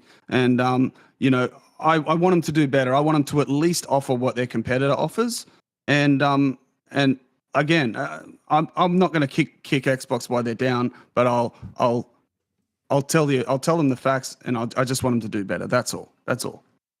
Well, let me ask you something before we move on. I guess, does the technical limitations matter to you, or technical, I guess, prowess of a console? Does it matter more to you than the gameplay and fun aspects of a game, or like do you have to have it all? To a certain extent, Umbra, but I will cut visual fidelity as long as I get a minimum 60 FPS. But that's a personal thing. That's a me thing. And I fully understand that. I don't like playing under 60 because since we got these consoles and we were playing all those last-gen games at 60, I become spoiled, like a lot of us did, and we were led to believe that that was going to be the standard. And I haven't played a 30 FPS game since last generation. So as long as I can get 60, that's all I care about, right? I don't care last if I have generation, to have any compromises. Last generation, did you hate gaming? No, because I didn't know any different, though, to be fair. Like I said, I just said I was spoiled now because I didn't know any different. I just knew, why does COD feel so good? Part of the PC master race, see what happens? Well, no, it actually wasn't that, Donte. It was these consoles that made me feel this way. It was Xbox and PlayStation who offered me all these last generation games at 60 frames that made me see the light and make me see how much different it is. I didn't have a PC. I didn't feel 60 FPS on PC. I felt that on these consoles. So on you old haven't games. So you haven't played a single 30 FPS game since the advent of these new consoles? No way, and I never will again. So but like I then- said, that is a me thing. So you've not even picked up a game, accidentally forgot to switch it over to performance mode, and you played. And I go, ugh, brother, what's that? Like, What's that, brother? What's that, my brother? Ugh. That's what I do. I literally do that. But yeah, that's the way it feels now because it is incredibly jarring, and I think across the board you'll see a lot of people having the same opinion. But that wasn't a PC thing. That was a console advancement thing that they've then taken away from us because they've decided to push the tech in other areas. I don't think that's across the board, dude. Like, this is the thing. Like, horses for courses. So, like, some games are cool, and 30 is fine, and then some games, like, you need to have 60. It's a game by game. It's a game by game basis. Like. Well, it's not. To some degree, it's quite objective. Like you could never argue that. You could never argue that an 60 FPS isn't needed in a first-person shooter. You could never argue that you don't have to have your races at 60 FPS. Like that's like 100%. But you also can't argue that 60 is never better than 30. Like, bro, sorry, I'll be right back. There is no world where 60 is ever not better than 30, and these consoles gave us 60, then they took it away. Okay, that's what happened. Sorry, that's just what happened. Make us give it. They gave it to us on older games, but I hear what you're saying. Yeah, that's right, Donte, and that's why we all had this we were lulled into this false sense of security that this is how it was going to be from now on. And that's also exactly what they told us it was going to be from now on. And then it gets taken away. And then everybody's upset because we're upset. Like, they did this, not us. That's all I'm saying. I have a question, Garuda. Yes, sir. Is horses for courses a bogan saying? No, horses for courses is not a bogan saying. What does that mean? I can speak fluent bogan. Because I was actually raised in a Bogan family, believe it or not. So. Oh, nice. Yeah, Can you explain to that blue number what that is, Bogan? A bogan would be an uncouth, lower class, low IQ, type of person who doesn't want to work. They're on that social welfare. They probably dabble in a few chemical substances that they shouldn't. They probably have no teeth. They speak in a very drawled out bogan Aussie accent. Yeah. Took a darker turn than I thought you were going to go. I was just going to say hillbilly. No. That's horses for courses? Nobody here knows. Horses for courses means like it's a racing term. Okay, so if you're into horse racing, you might have a wet track, and there's a certain horse that runs well on a wet track. So that horse is for that course. If it's a fast track and it's nice and dry, you might have a different horse that's good on a different track. Horses for courses. Wow. Yeah. Okay. So Riskit is Garuda, before you go, Blue, you were about to say something really quick. What was that? No, I was just going to say learning with the Infinite podcast. Sorry. Yeah, right. The more you know. Learn together. Right. The International Hour. I probably shouldn't talk for the rest of the podcast. So I had a bit to get off my chest, and I appreciate you guys for bearing with me. I know it's heavy. I know I had a lot to say. I know there was a lot of passion involved in that. And I'm by no means crapping on Xbox. I'm still rolling for Xbox. All right. I had a lot to say, and I knew exactly how I needed to articulate it. It's I've been frustrated, and I'm not going to be on about this in the future. It's not going to be every single time Xbox releases another 30 FPS game. I'm not going to keep banging on about this because this indeed is the last time for me. It is the straw that breaks the camel's back. Let me bring this to you. Are we still on this, man? I took a phone call from work, and we're still talking about this goddamn. That's right. I'm trying to get away from it, bro. let me bring this to him before we move to. So as I was, illuminated to, since 2019. Now you tell me this, Garuda. How did you feel about these games since 2019? We've had Xbox games released at 60, from Gears 5 to Gears Tactics to Pentiment to Grounded to Halo Infinite to Hi-Fi Rush to Forza Horizon 5 to Forza Motorsport to AoE 2 to Ori, Minecraft Dungeons, Legends, Sea of Thieves, Psychonauts 2, Call of Duty, Modern Warfare 3. What about that? Like, what's your thoughts on that? And did any of those matter to you in your equation?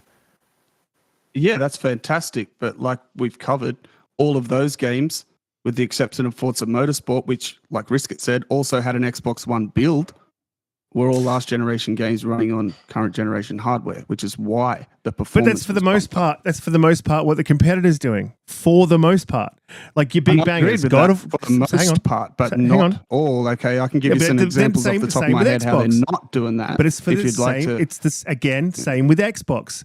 For the most part, talking about it's not. It is. You're talking about your big bangers. You talk. Let me finish, and you'll find out. Okay. God of War Ragnarok. That's cross-gen. Spider-Man 2, that's cross-gen. Like that's the two big bangers that they've had. No. Hey, hold up, Risk. That's a PlayStation 5 only game, Spider-Man 2. Is it? It didn't launch on PS4. Yeah, it didn't launch on PS4, brother. It didn't. Okay. You can keep going with your list, and then I'll tell you all on that. Well, look, I would argue that game's built for PS4, same here. But it's the same thing with Forza Motorsport, like we just said. I don't think you could. I don't think that's a cross-gen game. But they've probably just. It's a hypothetical argument, though. Do you know what I mean? We're looking at it factually, like you're saying. Okay, so what have they had that's full next gen? So you're talking Gran Turismo. So we're going to include Spider-Man 2 and Ratchet and Clank. Only released on PlayStation 5. Ratchet and Clank, Spider-Man 2, Demon's Souls. I think Returnal as well. Returnal. I know it's a shit game, but Destruction All Stars, Astro's Playroom. I know they're smaller games, but they all released only on PlayStation 5 with PlayStation 5 graphics. There's 6 straight off the top of my head. Okay, Xbox has Forza Motorsport. That's it. And like you said, it had an Xbox One build. That's what I'm talking about. Well, I mean, Starfield. Then if you're talking 60. Yeah. So if we're taking away Spider-Man, the fact that Spider-Man 2 is like built for fucking. I know. We know that, but 8th gen. but we can't then- say that because it's all just hypothetical. But we know. Well, I that. mean, so then Forza's hypothetical too. So then that's a next gen game. We can't be taken away for that that's right. just to see That's right. narrative. That's right. So I'm giving Xbox One. I'm giving PlayStation about 6 or 8. That's what I'm talking about. And that's where it just doesn't look good optically. And one set of customers is getting one thing, and the other set of customers is getting the complete opposite. So I'm sort of a little bit corralling you into a corner. So That's fine. I like this, and I'm more than happy to be corralled. the problem is that Xbox hasn't really released a massive cadence of games. Like we had a dry 2020, we had a dry 2022, we've had a very dry beginning of 2024. 2023 was okay, but they haven't hit their stride with games, which is a criticism in of itself. Whereas I would say PlayStation 5 has been consistent all the way up, consistently releasing 1 to 2 per year, which is not a huge amount, but it is still more than, I guess, on average, what Xbox has done when we're talking about big bangers. Don't attack me in the chat because I know you guys are doing it. Oh, yeah, Hi-Fi Rush is also. It's a last gen game. Just typing that now. That doesn't count. It's a last gen game. Hi-Fi Rush? It's on Xbox One. Yeah, isn't it on Xbox One? I don't know. Is it? I'm pretty sure it's on Xbox One, bro. That's the thing. Let me see. I don't think it is. I don't know. I don't think it is. Is it an Xbox One? Anyway, look, let's move on to this fucking next topic. Thought it was. I really don't want to talk about this shit. I'm happy to move on, bro. I was going to be happy if you completely skipped me on this topic. Yeah, sorry. No, it's only Series X or this gen. Is it? You can play we'll it give them that one then. there you go. That's 2 for Xbox. Yeah. That's So forward compatibility at least. Yeah. So that's 2 for Xbox and 2 for PlayStation. What's the other ones for PlayStation? I just told you all of them. There's Demon's Souls Remake, which is on PlayStation 5 only. There's Ratchet and Clank. There's Spider-Man 2. There's Astro's Playroom. And there is You're not including Final Fantasy Astro's. Rebirth. There is, I know that's not third first party, I should say. Yeah. I was going to say that's not theirs. Yeah. Yeah. And there's Destruction also as much as it sucks. We're up to 6. So it's I want to say one thing in relation to this, and I'll kind of be my end piece for this though. What are we defining though as like next gen as to the why? Well, if they don't run on last gen hardware. Well, what I mean by that is some of those games are built to where they could have run on that particular hardware, so that's why they're able to obtain the 60 FPS. Where another one is using an engine that is more taxing. Are we not taking things like that into consideration? Well, no, sure, we are considering that, but what we're looking at is that those things are sort of just hypothetical and they're open to ambiguity. But with what we're doing is looking at the facts in what is available to us, what we tangibly can play, and where it's available. And if you look at it like that, then Xbox is lagging well behind. Well behind. That's why people are upset. But yes, that does have validity, that point. But we can only surmise, we can only guess, you know. But as it stands right now, as far as options are concerned on current gen-only titles, Xbox is well behind the competition. I would just say they're well behind. I don't want to say that. Having said that, the next 2 years, the lineups are significantly different. Sure, absolutely. And that the proof will be in the pudding. But thus far, there's nothing to say that we should expect performance modes in any Xbox first-party games moving forward, because the cadence so far is that they won't. So I just going to say this. I'm just going to round this off, and then we're going to move on to the next topic. But I'm just going to say this. Sure, please please do. The games that you mentioned is like, and you threw in a lot of little games there that I think I acknowledge that they were little games that could easily run on a PS4. Like the fact that they didn't is got nothing to do with the fact that they can't. And then so rounding that up, you can get 60 on those games. I think going forward, this is not going to be this is not a uniquely Xbox problem. And third-party games are telling, and across the two platforms, when a game's running at the problem would really be if you are running I don't know, say Resident Evil 4 runs at 30 on the Xbox, and then you go over to the PlayStation's running at 60. We haven't seen that, so I don't think it's a problem. I don't think it's a problem with the first party. We've seen it with Xbox's own first-party games. Ooh, No, they put a patch in. So like it has double the frame rate. Yeah, and they like, that was and an insult, bro. I'm sorry to Xbox guys. it was that an such insult, an insult. but they put a patch in. It was just it was it was unnecessary that it like ran at 100 and fucking 20. I'll just say that. It looked shocking. It did. Yeah, that was like an oversight that they just missed something that could have been quickly patched and fixed. It looked bad optically, but let's be honest. It did look bad. And is it just a mistake that Hi-Fi Rush looks a little bit better on PlayStation 5 according to Digital Foundry as well?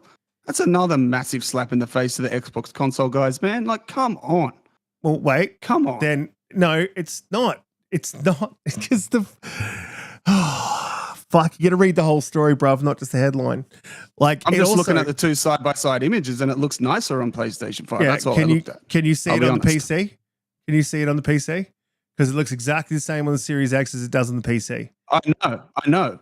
But that doesn't change my point. It looks nicer on PlayStation, their competitor. Yeah, but are you running through the game looking at the fucking shadows? Like you're not. No. That's not the point we're making. You're talking about here. It's not the point. It's like Xbox. No, this is all you about sidetracked me console from my point. second-class citizens, bro. You sidetracked me from my fucking point. So I want to wrap this up and move to the next topic. All right. Go on. Fuck. So again, I really don't think that Xbox has put out enough games for you to make a fucking decision on whether or not like it can or can't do, or their studios can or can't do. I just don't think we have the cadence yet. I think that for the most part, PlayStation Studios has put out a good cadence, and you can get an idea. But most of that has been cross-gen. Most of it has been cross-gen, and you can't say, look, you can't say games like Demon's Souls because it's not first party; it's second party. Well, at the time, it was second party. So, I think it's a wait and see thing.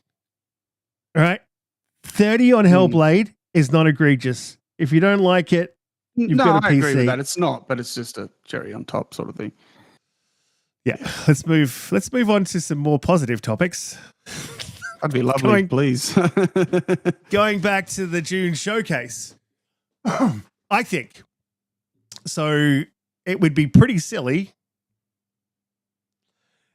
So we've heard that this Gear 6 is going to drop, right? So that came by way of tomorrow, and I want to go back to this. So we're sort of talking about this. I think it would be pretty silly to drop a Gears 6 announcement without dropping a Gears collection. Umbra, how are you feeling about that? Do you think that we may see that Gears collection come on through? When do you think we're going to see Gears 6 come through? Do you think it's a back end of this gen or start of next gen? As far as this collection, I think it'll be the back end of this gen. I wouldn't be surprised if they managed to pull it out for this year, actually. Fully expecting to see or hear, well, both an announcement for that at this showcase, which is now rumored for June 9th, they're saying, I believe. So, or is it 6th? One of the two. Yeah, I expect them to actually, we spoke on this before. I fully expect them to make that announcement and show that if not for the tail end of this gen, then I would say end of this year, if not next year, early next year, or somewhere around that time. It only makes sense to me. We are expecting to hear about Gear 6, obviously, in June, as we've heard from Grubbs and the other guys speak on it. So, yeah, I fully expect that. Excited for it, too. I'm also excited to see what they can pull off, moving it from, if they've upgraded it at least, from Unreal Engine to, 4, I guess, to 5 and such, and 3 and 4 to 5. That'll be nice to see. So, yeah, absolutely excited for that. Now, somebody raised a good question in the chat. Where did it go? I saw it a second ago. Where is it? Oh, well, no, okay. It's off topic, so never mind. I won't go to that. Never mind. No, I'm excited for it, man. I'm hopeful to see that actually announced. We've been talking about this for years. It feels like at this point with Gears, the collection. So it would be nice to actually have confirmation on that to get it out there. It's been a terribly kept rumor and at this point at all this time now. So it would be nice to just get it out of the way. Either tell us it's not happening or show us it. Show us that it exists. It exists, should I say? Yeah. Yeah, man. That's where I'm at with it. I very strongly believe that we will see Gears collection. So I think we'll see. I think Gears 6 is going into the very end of this generation, start of the next generation. It may not even drop for this generation, which is a shame. Which is a studio, just like Naughty Dog, that really hasn't dropped a game for the entirety of a whole generation, which is fucking nuts. Like your best studio doesn't present anyway. But however, if they do drop a Gears collection, then they present it. And I'd be really fucking excited for that. And I feel like they may. Donte, where are you at? Man, I'm just happy. I'll just be happy for Special Nick because he's been talking about this for so long, and everyone's been like, "Yeah, whatever, Nick." So if it actually gets announced, he'll finally be vindicated, and that his scoop was correct. So yeah, I mean, I think so, man. I think that would probably be kind of, if they could shadow drop something like that, like, here's a teaser for Gears 6. That to let you know that like it's well on its way in development, whether it's a year or two from now, whatever. And then oh, by the way, here's the Marcus Phoenix collection or something like that. I think that'd be pretty dope if they can announce that. Where like if you're at the conference or if you're watching it, you'll have the ability to, if you're a Game Pass subscriber, immediately then go download it because it's going to be available that day. I think that'd be pretty dope. So to me, I think it seems very, very plausible. We've been hearing too much about it, and with I don't think this many many people would be talking about it if it did not exist, and it just kind of makes sense at this point too. So I would hope to see it, especially since they've been super quiet. The coalition, they've been super quiet for quite some time. So it would kind of make sense if that's something that they were kind of doing on the back burner while they were prepping Gear 6. Yeah. Well. Yeah, I sort of think it'd be crazy for them to like announce a Gears 6 with a teaser and then not drop something from the studio, right? Just at least something. It'd be crazy to me because I just don't see this game coming in like the near future. Blue, where are you at with Gears 6? You think it's going to be dropping this generation, or do you think it's going to be next gen? And do you think they're going to drop this a Gears collection announcement? Because that would be pretty cool to have here's that one last thing at the back end. Coalition does their teaser trailer, whatever, somewhere at the beginning of the show. Back end of the show, Coalition comes back and they're like, Gears collection available now in Game Pass. That'd be fucking crazy. Yeah, I fully expect a Marcus Phoenix collection. I think it just is the smart thing to do, and Gears is been around a while now, right? So it's a good way to sort of reintroduce everyone to how it kind of started, especially a lot of people who weren't playing when those games were new. I guess the question is, are they going to be remasters or remakes? And then I would love it if they dropped it, like shadow drop, then I do think Gear 6 will be probably the launch title for the next gen, though. I think we're far out. I think we've seen no announcements of this game being in development, even though we know it all is. Where the story is going to go is really, really the question with the next game. No spoilers, of course, about Gears 5 and where that was and what happened, but I also think that there's a big push from a lot of people to maybe pivot to a new character set or go back in time, a different storyline than some of the characters that we've seen in 4 and 5. So it'll be really good to see where that goes, but I think it's going to be the launch title for the next hardware. Yeah, I agree though. I'd love to see Gears 6 go back to Pendulum Wars, sort of reset, start again with a fresh character. Maybe they could go back to Gabe Diaz from Gears Tactics, which would be yeah, I was going to say go back, right? Before. Yeah. Yep. That would be cool. We get a couple of super chats, and I'll quickly jump to Garuda because they sort of backtrack to what Garuda was talking about before. What we were talking about before. Rashad Eppinger says, "I guess Xbox should take Xbox One games and call them series only games." Thanks to the $5 super chat. Yeah, I mean, I could. But I mean, the back pad is good. I'm not sure. I'm not entirely sure what you're referencing exactly there. So throw it up in the chat and let me know exactly what you meant. And I'll call that out. Lotus Esprit with a $10 sticker, which said wrecked. Thank you for that. Great support of the show. And Gray Monad had a question. He said, "Are we only going to get one first party game in the first half of this year?" Yeah. We are. That's what we got. I think. I don't think we're going to get it back to Forza Motorsport. It's going to be around about an 8 or 9 month wait between first party games, or maybe 7 months or something, which sucks. Yeah. Well, they did release something on PlayStation. So Garuda, what do you how are you feeling about Gear 6? You think it's going to be the coalition's going to drop that, 2025, 2026, or you think it's going to be this gen, or you think it's going to be next gen? Do you think we're going to see a Gears collection being announced as well? Yeah, so I'll preface this by saying Gears of War is my favorite Xbox franchise and maybe my favorite gaming franchise. I just love it. It's one of the things that just made me love Xbox apart from Halo. I played through all the campaigns in like split screen with my son. Like, he loves Gears. We both love Gears. Just give me more Gears. Like, it sucks that it's already been this long. To answer when I think it might be coming, I think that you can get a little bit of insight into that by sort of following what the coalition's been doing since Gears of War 5 released. And they've been doing a lot of little side projects and little sort of odd little things that have probably taken away from their actual development time. And I mean to say they've been doing that a lot of work with the UE5, being the leaders in Unreal Engine that they are. They also had that little side project that they had working on that they put quite a lot of development time into that got cancelled. So that would have taken a bit of the team away from Gears.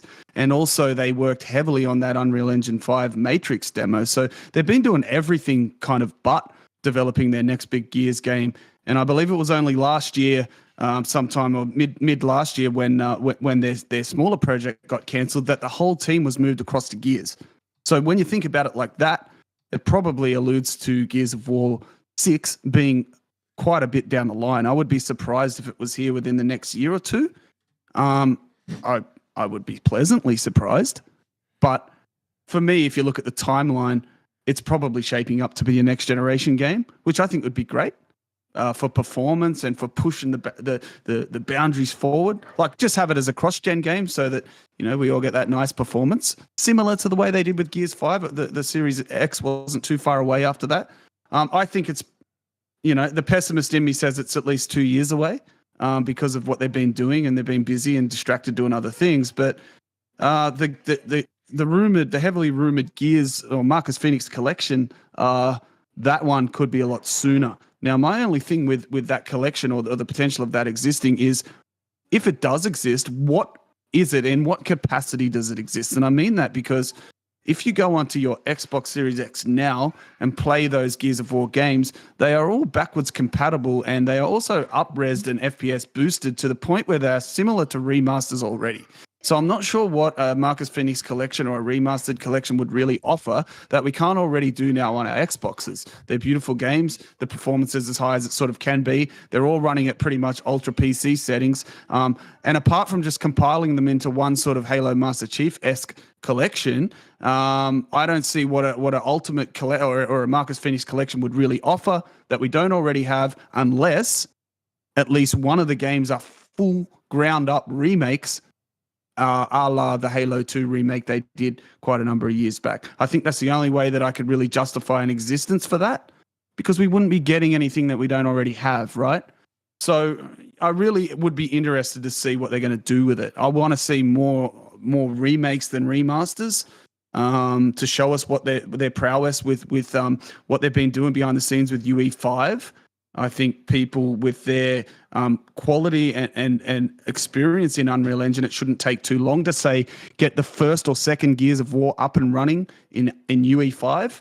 Imagine that first one with that Berserker scene, Berserker part where you're running from it and it's smashing through the columns and everything. Imagine that looking like the Matrix demo. Like, man, that'd be legit fire. Like, Yeah, well, look, I agree. I think that's what they're. If you're going to do a Gears, there's two things you need to do. I think with the Gears collection, is you need to remake one. That's 110%. Yep. One is just a classic, but I agree. Like a lot of them are good, and probably maybe if you could zhuzh up the graphics a little bit on 2 and 3. I think a Gears collection can include 4 and 5, but I think you're mainly focusing on 1 to 3, and then you're also releasing I think there's a couple missing from the PC library. So you're also releasing, Judgment. Judgment too, as well. Yeah. So then Which you're I also liked. I like Judgment. Yeah. To be honest with you, I haven't played it. But you're also releasing, all those onto PC as well. So I think 3 was missing from PC. Was it? Is that right? Because there's a couple you can't get. Yeah, I think it might be 3 Risk because you can play the. They already have like a sort of like an ultimate collection or like an anniversary collection. That's another thing. Gears 1 sort of already has had this quite elaborate remaster already.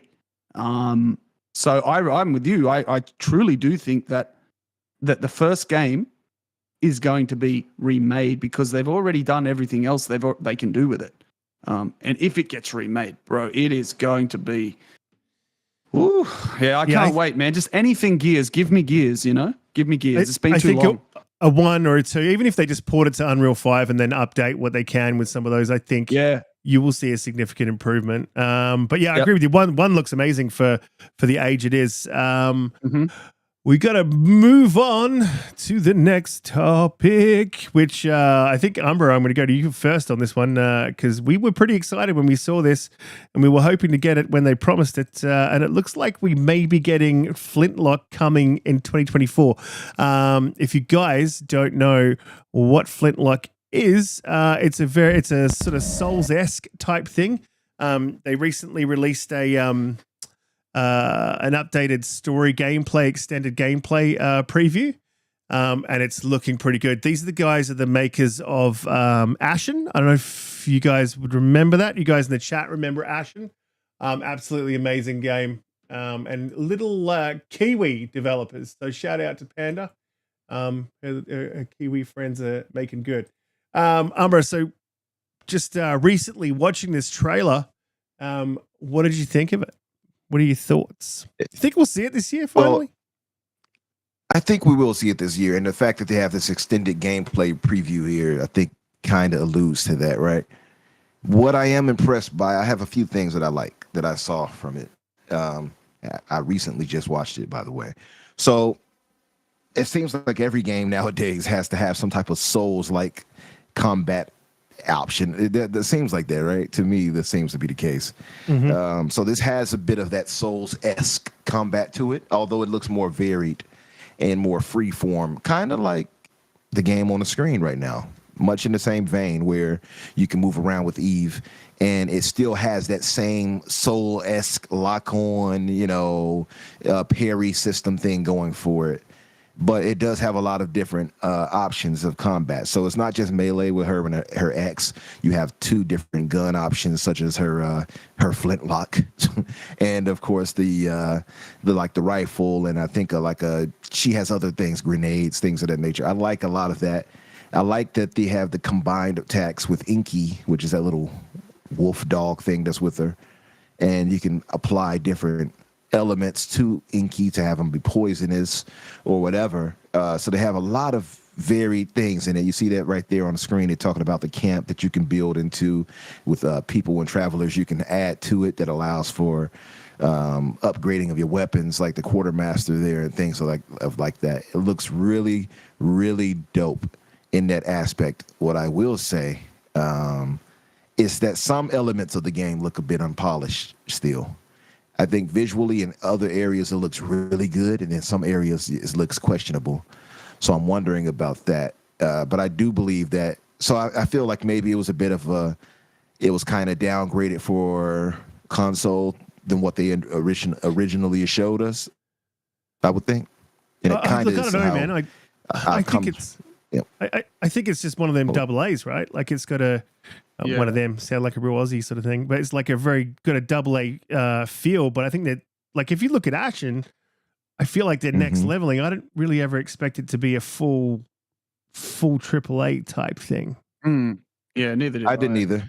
I didn't either, but I think though still like visually they sold us kind of on like, oh, look at this, because that's one of the things that captured me was like, oh wow, this visually looks really really good.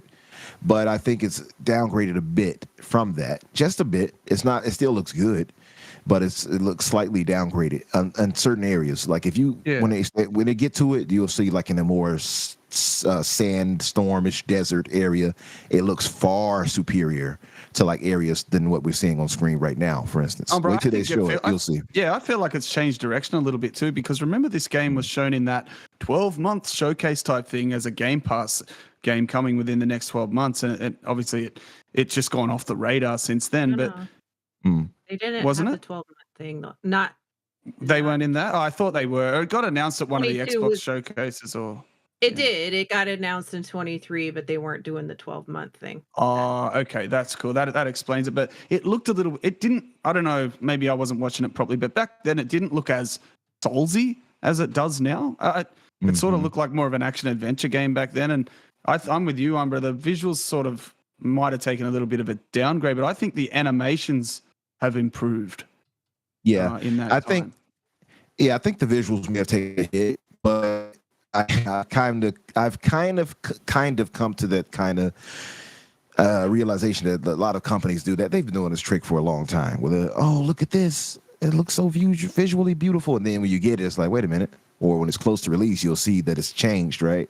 And we've seen it all the time, so it's nothing new. I'm not even like it doesn't affect me negatively because again, I'll have it if I want, on PC. I'm not trying to be funny here, but so I can get it at the higher ends of whatever. But I think it's been downgraded just a bit. I think the combat looks really slick, though. You can see the Soul-esque design, not only from that little white blip when you lock on, but the way she moves when she's locked on. Now she has to back up slowly and jump back to dodge and things of that nature. But I like a lot of the attacks, and that you can do like a finisher that like they just showed, for instance, once you get them down to enough lack of health or whatever it is. It's a lot of good options in it from what I can see. And it looks like their world is kind of really fully realized as far as the lore and everything like that. I'm actually, this was one of, if you remember, Risk was like my top 3 of the games shown the year. So I'm very excited for this, and I've been waiting for this ever since it was shown. So I'm really hopeful for it, and I like a lot of it. I like the aesthetics. There's Inky there. They're showing now. I think it's going to be a good game personally, and then it launching into Game Pass is another W for Xbox in that case. Yeah, it was one of my top ones too. I'm a bit iffy about the Inky though, right? I don't know. I mean, I get it. I like it, but it didn't sort of feel like the vein that it was going to be in, right? I don't know if it'll probably seem like it fits when you play the game, but to me, it didn't. It doesn't seem like it fits, right? I was like, what the? Okay, you get a dog. It's not a dog. It's a fox, or is it a cat? I don't know what it is. Blue, where are you at? How are you feeling about Flintlock? Was this on your list? So, am I the only one who feels like 70% of the new games look like Fortnite skinned? No, Like, you're not it's alone. like- it drives me nuts. I don't like the aesthetics of Fortnite, and I feel like everything looks like Fortnite now. Not everything, but a lot of stuff. And it's just not my thing, right? I'm sure Fortnite is. And I know that's why you didn't like the Prince of Persia game as well, because this looks Yes, like that's that. another. But in a 3D. Yes, No, this and looks Tales like of that. Kanzara look like that Yeah. too, and that's great for people who love it, but it's such a turnoff to me that I don't usually give those games much of a chance to begin with. I like Souls games, but this one does not really. When I saw this one, I was severely underwhelmed and just thought no, not for me. Having said that, if it's on Game Pass, I might try it, but I have no expectation that it's going to be my, within my wheelhouse of games that I'm excited for. But we'll see. I mean, it's got a lot going on. It looks like it's got a lot of systems going on. I like pet companions, but I also hate having pet companions too because I'm a big animal lover, and if they get hurt, then I get really mad. Mm. So it's kind of a double-edged sword. I don't know. It's just not my thing, but we'll see. I always Chelsea. I purposefully try to hurt my companions if I can. Yes. Donte. Yes, I know. I've been the Seen victim. that. Yes. Yeah, we need to talk, Riskit. We need to talk.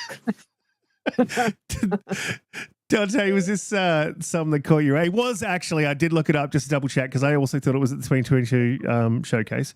It was there. That was where we saw it, but and it was supposed to come in the next 12 months, and there was 13 games that missed that mark, and this one, I think, is maybe one of the longest. Really missed it. Really missed it. Like Sorry, Garuda. You by were a lot. right.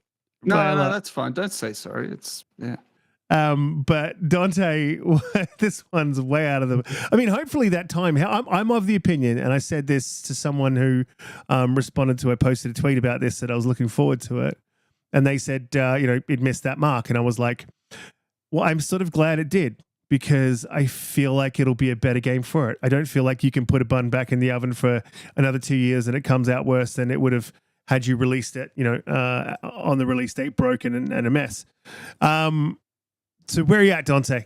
Look at this one. Good for you, or Yeah, I remember when I saw it back at the showcase and stuff, and I thought it looked interesting and cool. I'm just catching up on watching it again in terms of what they recently released. It's crazy. Like some parts of it look really, really cool, and then some parts kind of makes me understand okay, this is more of a double A experience. Like some of the movement looks a little stiff to me for some of the movement. It's just kind of like the jump back and but whatever. Like I won't say I'm a huge Souls player. Like my first foray into a Souls game was Elden Ring, so it just could be just the style of game. But I think that's this is one of the beauties of Game Pass because it's kind of it looks interesting enough for me to basically give it a shot, right? And especially if when it comes out, if the buzz on it is pretty cool, I'll be more enticed to give it a shot. So I like the fact that you got the animal companion. I'm with Blue in terms of you don't want the companion to get hurt, but at the same time, I like the idea of having something that rolls with you. I just saw a cool looking little bullet time effect, so that's a pretty cool add-on. I don't think I like the way the health bars are. I think they should that could look a little bit better. This looks like a little generic. But outside of that, if it has cool lore and if the combat ends up being pretty good, especially some of the abilities, it's definitely one I could see myself trying. And if it's good, I'll stick with it. So we'll see. Roger. Yeah, I mean, I'm pretty keen for this one. This is I was with Umbra on this one. I was pretty excited for this. It was this and a couple others that I think that sort of let me down. I think it was Benedict Cumberbatch's Fifth Avocado. That one sort of that one let me down. I was pretty excited. It didn't live up to expectations. That one. Yeah, no. I was pumped for that. Yeah, me too. What did you think about that, Risk? Because that didn't do it for me. Yeah, no. It was clunky. It was the ideas were all there. It's just poorly executed. And yeah, really poorly executed. Do you remember that developer we had on, and he did the Iron game, Song of Iron, right? Now that was a pretty good game. That game was clunky. I mean, we told him in the green room, he got the full you need to do this, you need to do this, you need to do this, right? But that game was clunky. But that game had better gameplay than Benedict Cumberbatch's Left Flipper, and I was a bit surprised. I was disappointed, man, because I was very disappointed by that game. It looks so good. Yep, it did. It showed well, right? But that's the thing. Yep. I love a good Metroidvania. Ori reset me. after I played Ori way back when it released, and I was like, that is it, man. I love fucking Metroidvanias. Yeah, So Ori, good Ori ones. would kind of spoil you though, man, because it's Yeah, sets, like, 100% such a high Donte. standard, man, where you But like Dead you play Cells is something that's good. not close. Yeah. Mhm, I agree. Yeah. You boot Yeah. up. Dead Cells came out after that, and that was really good. Yeah, and but that's Celeste was good.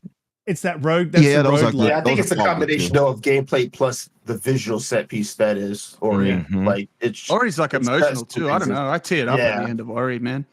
Yeah. Yeah. I Did you agree. cry?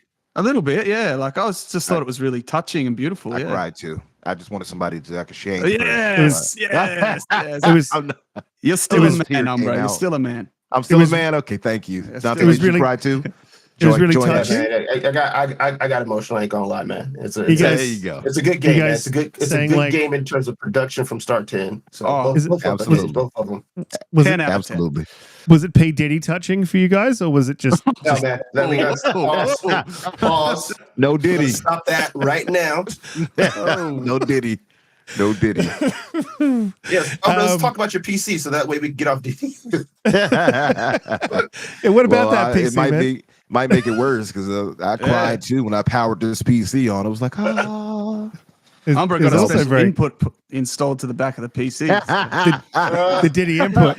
about to ram this RAM from the bike.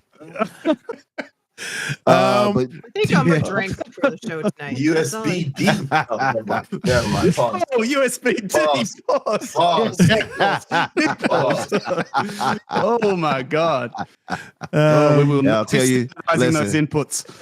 I'll tell you what, it's as warm as you would want it to be. So Oh don't my shame to do that. What's wrong with you, Liquid. dude? Damn. Liquid cooling, baby.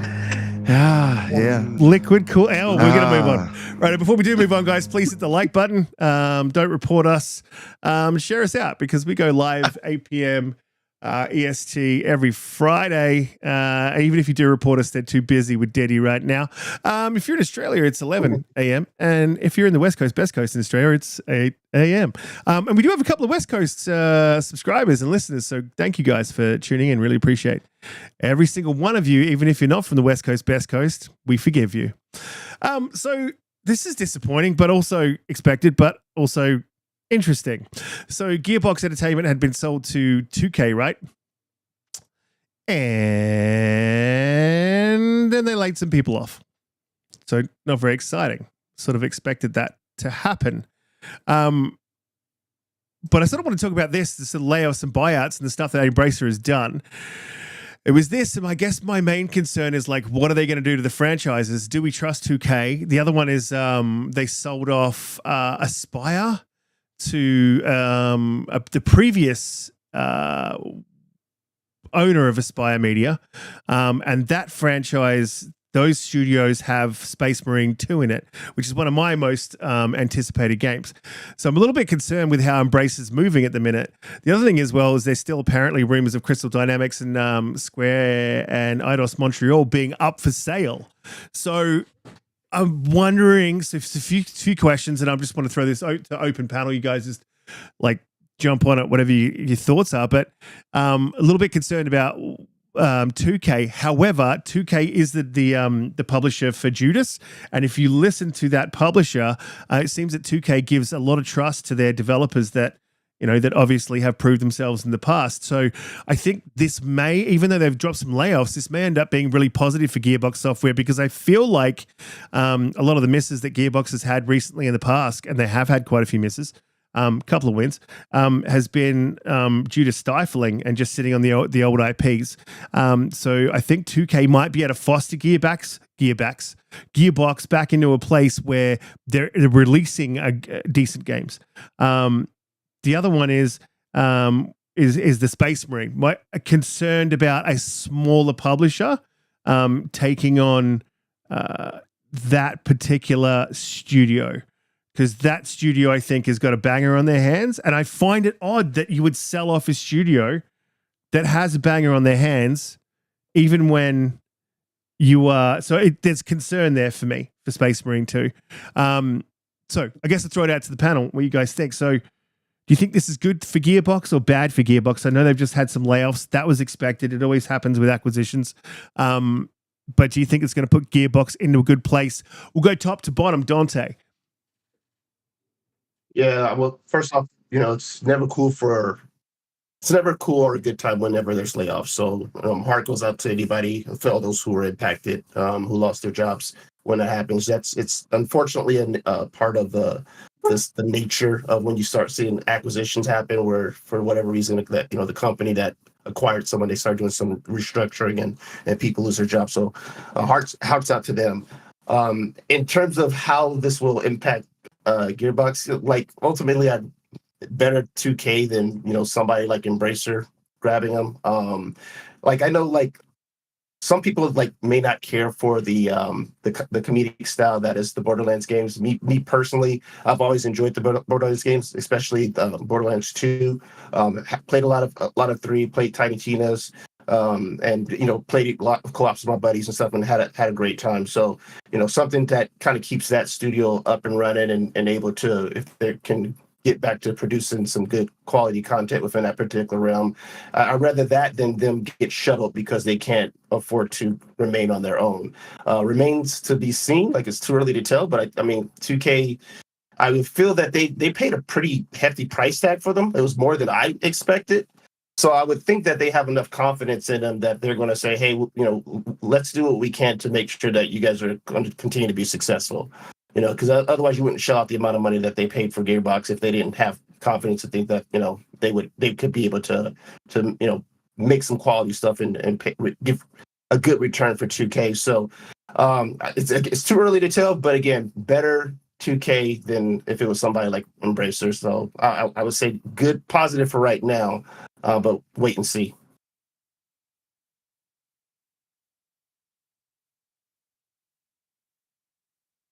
I'll just clarify one point too, that they gave Ken Levine as much time as he wants. Not necessarily all of the developers. In that Judas interview, it was really interesting because Ryan McCaffrey directly asked Ken Levine, like, it's been a decade, dude. What have you been doing? Like, what is happening? And like, is 2K okay with this? Like, how have you gotten them to sign on to spending the time and spending the money and not having a game out? And that's the point that Riskit was making, where Ken said, I have a track record of, producing a couple good games and working with 2K for a long time. And so, and he said he's very, very open and transparent, shows them everything at their regular meetings. Like, this is what we're doing. This is our setbacks. This is our ways we've been able to circumvent, the extra money we spent, like everything. So that's why I think that 2K is giving him leeway. I don't think they do that with everyone. I think 2K is a pretty money hungry company. So Yeah. just like they all are, but especially 2K. So Yeah. I don't expect them to do that with everyone. But Gearbox, the whole Gearbox purchase, Gearbox was kind of split up, right? Embracer kept the publishing arm and just sold off the studio and the IP. So, and the Borderlands IP has to be valued well. I mean, they had otherwise you don't pay that price, reviews. right? 'Cause that's that big as IP. Yeah, it's huge. And they've got a lot of other things under their belt as well, but we just know them more fondly, right, from Borderlands. But I didn't think the price tag was that outrageous, considering, you're buying IP. And Embracer's just a point where it's a fire sale, right? They're desperate to get their which makes me wonder, like, what was their whole strategy? What was the point of acquiring these studios to turn around and now you're having a fire sale? Like, what exactly was your strategy for what you're trying to do? They probably saw all of the uptick during COVID, and maybe they didn't know the market as well as they thought they did post-pandemic. Maybe I don't know. I'm guessing like maybe they pushed a lot of funds out anticipating all of that unexpected growth during COVID and thinking, okay, let's do this, right? Buy up all we can.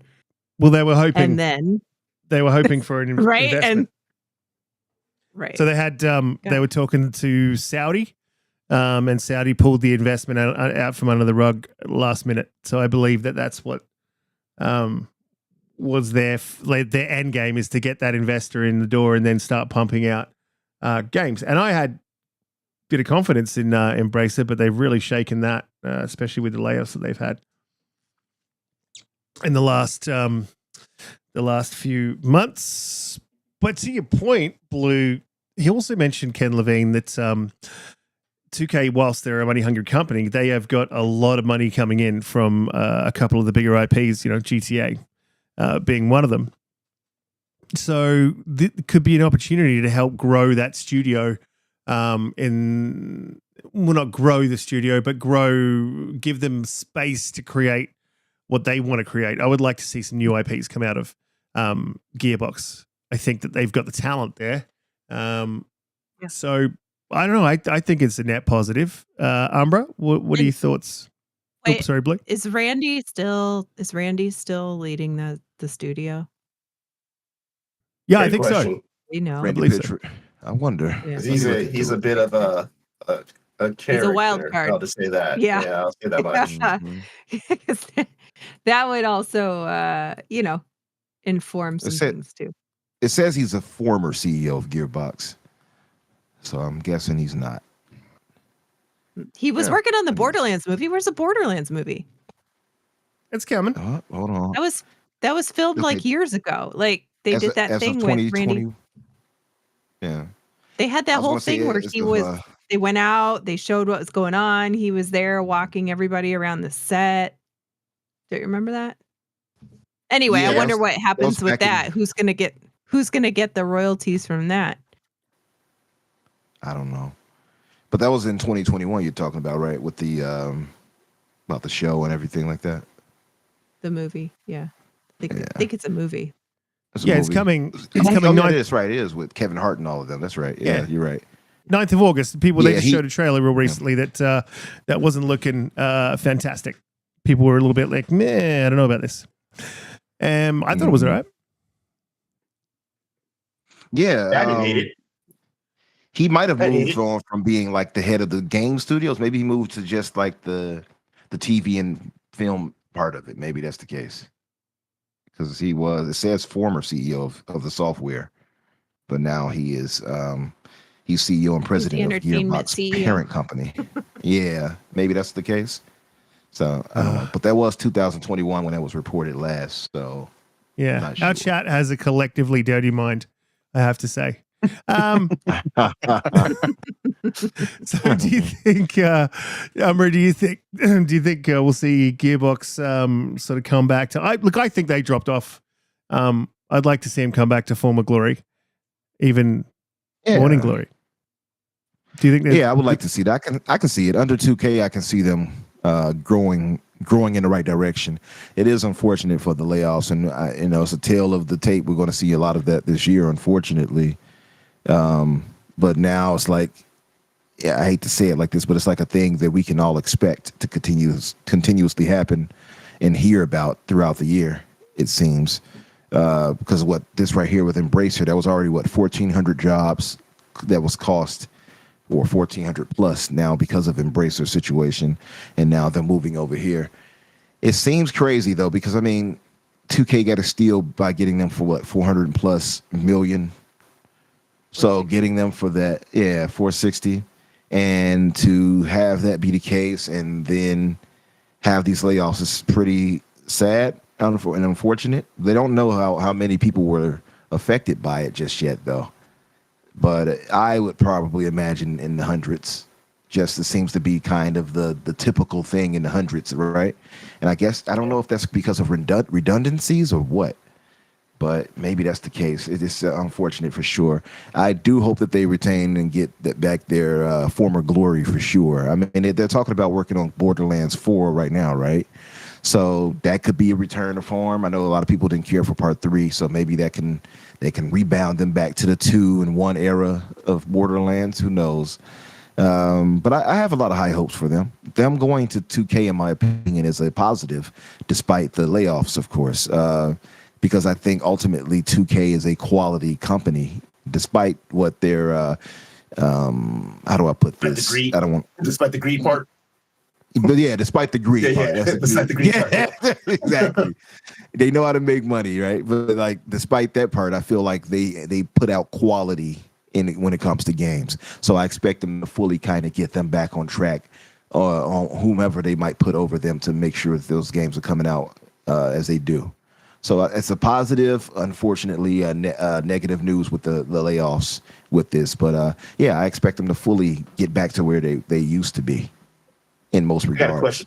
I got a question for y'all. For in terms of Borderlands 4, do you think that they are going to continue with the exact same art style, or would you like to see them kind of evolve it a bit and try something a little bit different? Or is it like if they try something a little bit different, then it's not Borderlands? Yeah, I think the last thing you said. Yeah, I think Borderlands they'll has an probably. identity, yeah. I like the art style. I think it's 'Cause synonymous. I know with that's a Borderlands. that's a turn off for some people. Like for some people who won't play it, it's because they can't get over the art style for some people. Well, then they should go play Fortnite. Ooh.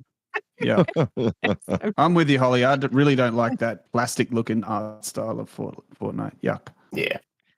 No, I kind of like. I think the art style of Borderlands is kind of set in stone now, right? Like even the whole Telltale game they did for it, which was great, by the way, that even had it. So I think they should probably stick to that. But there's ways of making it look better and better. Yeah, you do gotta enhance it though, right? You gotta show something different as to like why it looks that much better than 2 and 3, right? Right, Yeah. Donte. I just think they need to evolve on it and build upon it and not do what they did with like. And I haven't played Borderlands, but my son used to be right into it, so I always watched him play the game. And I noticed in 1 and 2 it had like gore and it was a lot more gritty. And then they went to 3 and like he was pissed off because he's like, "There's no gore, there's no blood. Like they've taken away so many things that made Borderlands like dark and gritty and like, but also bright and happy. It had this balance." And he was really upset with 3 because he thinks they went away from a lot of what they did right in 1 and 2. But if, like you said, if they just build upon that and make it a lot more detailed while keeping the same art style, it's good. Like Holly said, we don't want all these same looking games, man. Like Borderlands has a unique art style and a point of difference from a lot of things. So just build on it,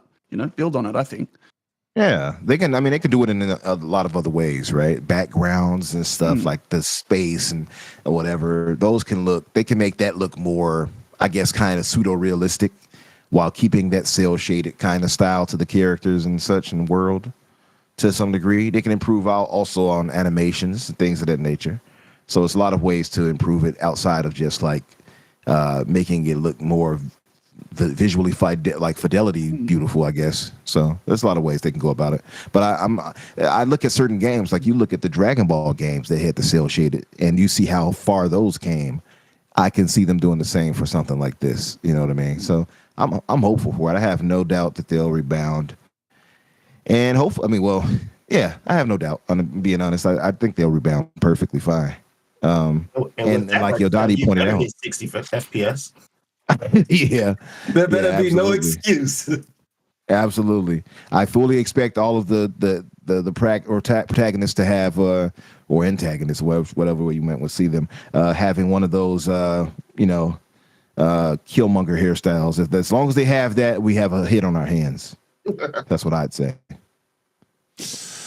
Absolutely. But, well, I guess that sort of brings us to the end of the show. Been another fantastic week. It's a pretty positive week, actually. So pretty super excited. There was one other thing that sort of popped up just before the end of the show that I just wanted to like positively throw out there. Apparently, Xbox are doubling down on their marketing and their hardware. I didn't drop this in the topics because it came in sort of late your night, midday today for Americans, I guess early in the morning for me, so I didn't get a chance to drop it in there. But it's pretty positive to see that Xbox have obviously recognized that they need to double down a little bit more on marketing, and there is a couple of things popping up on Twitter that they are starting to push Halo to go with the Halo show. I want to see more billboards. I want to see Senua's Saga on the side of buses. I hope they go that route. And also, Jez Corden reported that they're doubling down on their hardware and bringing in streamlining the process. of how their hardware development moves. Jason Ronald's still at the head of that hardware department, so I don't think there's any cause for concern. He is a master of what he does, even though we didn't quite deliver on these consoles. I think we've covered that. But a fantastic show, guys. Thank you for coming through in the chat. You guys have all been absolutely amazing, as you are every week supporting us. We wouldn't be here without you. So thank you for coming through, every single one of you guys. Donte, let people know where they can find you, what you'd be up to. If you need to find any of Donte's links, he's down in the description, so you can click on those, take you straight to his Boozy Box Office podcast. I think I got that the right way around. Let people know where they can find you. Good. Yeah, yep. You got it. Yeah, so still working on the transition for that. Again, I think we're moving that to YouTube, so I'll give an update on that. But you can catch me in them Twitter/X streets underneath Donte J Moody. Also, I'm on Xbox underneath Spriggan113. And then you can catch me here Fridays on the Infinite podcast with you lovely folks. Want to thank Garuda. It's been big catching up with you, brother. Thank you, man. Miss you. Your chat, you guys, as always, is awesome. I love to see all the cool, positive conversations inside the chat. Literally one of the best chats that I've seen, and I've viewed a lot of podcasts. So everyone's always active, and everyone's always cool and respectful. So it's always cool to see you guys. And been another great week, man. Great show. Yeah, we do have one of the best chats in the business. I have to say, that's got nothing to do with us. I don't think. I think it's just a great mix of people that come together and talk, get a little bit, spicy occasionally. Not really to do with gaming, though. Garuda, welcome back. Thanks for coming through this week. If you want to find Garuda, his link is down in the description. There is only one that I know of. There is. But let people know where they can find you and what you're looking forward to. Well, after today, probably that's where to avoid me. But no, thank you guys for hearing me out. I did have a lot to say today, and I'm well aware that it can come off a little bit sort of, what would you say? It can drag a little bit, and it can sound like flogging a dead horse. But you guys, I had a lot to say, and it's passionate, and it's coming from a good place. I just hope that at least came across. But you guys, this particular panel, really lovely people, and that's what I gravitate towards, whether or not you have differing opinions or what. Very knowledgeable, all got different points of view, and also just very, kind and compassionate people. And that's what I like. And that's why the chat's really good, because there's a lot of back and forth discourse, and there's no negativity and no one being assholes. So that's really beautiful, and thanks for having me here. Look, man, there's lots of no more cakes at work. That guy's laid off me a little bit, man. Like, I think he knows I'm onto him, man. I think he's got another. Yeah, I got a secret admirer at work who swings the other way, and he's a big boy, and he bought me a cake to try and get in my pants. But he's laid off me. But yeah, look, I'm going to. Yeah, he did, bro. He's a baker as well, and the cake was so good, and I couldn't say no to the cake. Oh, bro. He's trying to get into a different bakery. He's like double or triple my size as well. Like, there was no getting away. I was definitely going to be getting Diddy-ified. So anyway, sorry it's gone that way. But Liam, big Liam, oh boy. He looks straight through my body, and he's bad. Anyway, stop it. You've brought up bad memories, Bushido. You said it. Yeah, no. Hey, Bushido, wait a minute. I didn't say anything. Hey, man. Wait a minute. So this dude is sexually harassing you at work. Like, is that what you're telling us? Well, more or less, yeah. And he's trying to butter me up. He said, the way to a man's heart is through his stomach, And I'm like, oh, bruh. But his cakes are so good. That's why I keep taking them, bro. Like, they are so good. You told us about this before. I just I'm just it's not just the cakes. Man. It's not just the cakes. Obviously, I've got issues surrounding this. So yeah, anyway, what I mean to say is, I love games. I love all you guys. Thank you for having me, and I'll be back next week. Next subject. Absolutely, Umbra. Let the people know where they can find you, where you be up to. Do not talk about your PC, or I will mute you. And yeah. I'm just laughing still at how, like, us as men, how we can get done like that, and we're like, hey, well, they gave us a cake, so it is what it is. Like, that's the hilarious part that I took from that whole thing. I remember you talking about that before, Garuda, and I thought maybe it stopped by this point. No, he kept going, but like just recently, he's sort of, he hasn't bought me no cake, man, so he's not getting it. Wait, not getting what? No, what nothing. Do you mean by that? Well, next thing. Hey. Listen. Thank you, chat, for being here with us and holding us down. Thank you to the panelists here with me and our host. You guys are great as always. Man, it's been an interesting show. I missed my show this week. I had a lot of things happening that I had to take care of throughout the day, and Danny also had some things going on. Yeah, well, hey, listen. I told you that we were supposed to keep that under wraps. I didn't want them to know. But yes, guys, I had to cancel because I had my PC come in, and so I had to get, priorities, guys, priorities. To be fair, too, I don't think I had enough to really bring up to talk about that I felt passionate enough to talk about. So I didn't want to waste anybody's time, let alone mine, when I have this glorious 14. Okay, let me stop. No, seriously, I almost went PC Master Race on you guys. I had to stop myself. But thank you all for being here. Thank you guys on the panel with me. And thank you guys. Thank you, Riskit, for doing a half decent job. I think I would have did better, but I'm just joking. Yeah. That's because you said you were going to mute me. I had to throw an insult at you. Yeah. You were muted the whole time. They've literally been sitting here listening to silence. Blue, another fantastic week. I'm glad that you don't talk about your PC, but you do occasionally talk about PSVR too. So, win some, lose some. There's always hate. He always finds something to hate about. No, I could start talking about my PC and give you two things, right? Mm-hmm. And how much Apple phones are not good. So anyway, I am that blue number, and I am on all the gaming platforms on that gamer tag. Also on Tuesday nights on the Renegade Realm podcast. And last but not least, everybody, Ben Kenobi just posted this morning, I believe it was, it was yesterday. I'm sorry. Yesterday, he is doing a massive 100 coin giveaway for Hellblade off of his own channel, off of his own Twitter. And he's also doing giveaways through shows.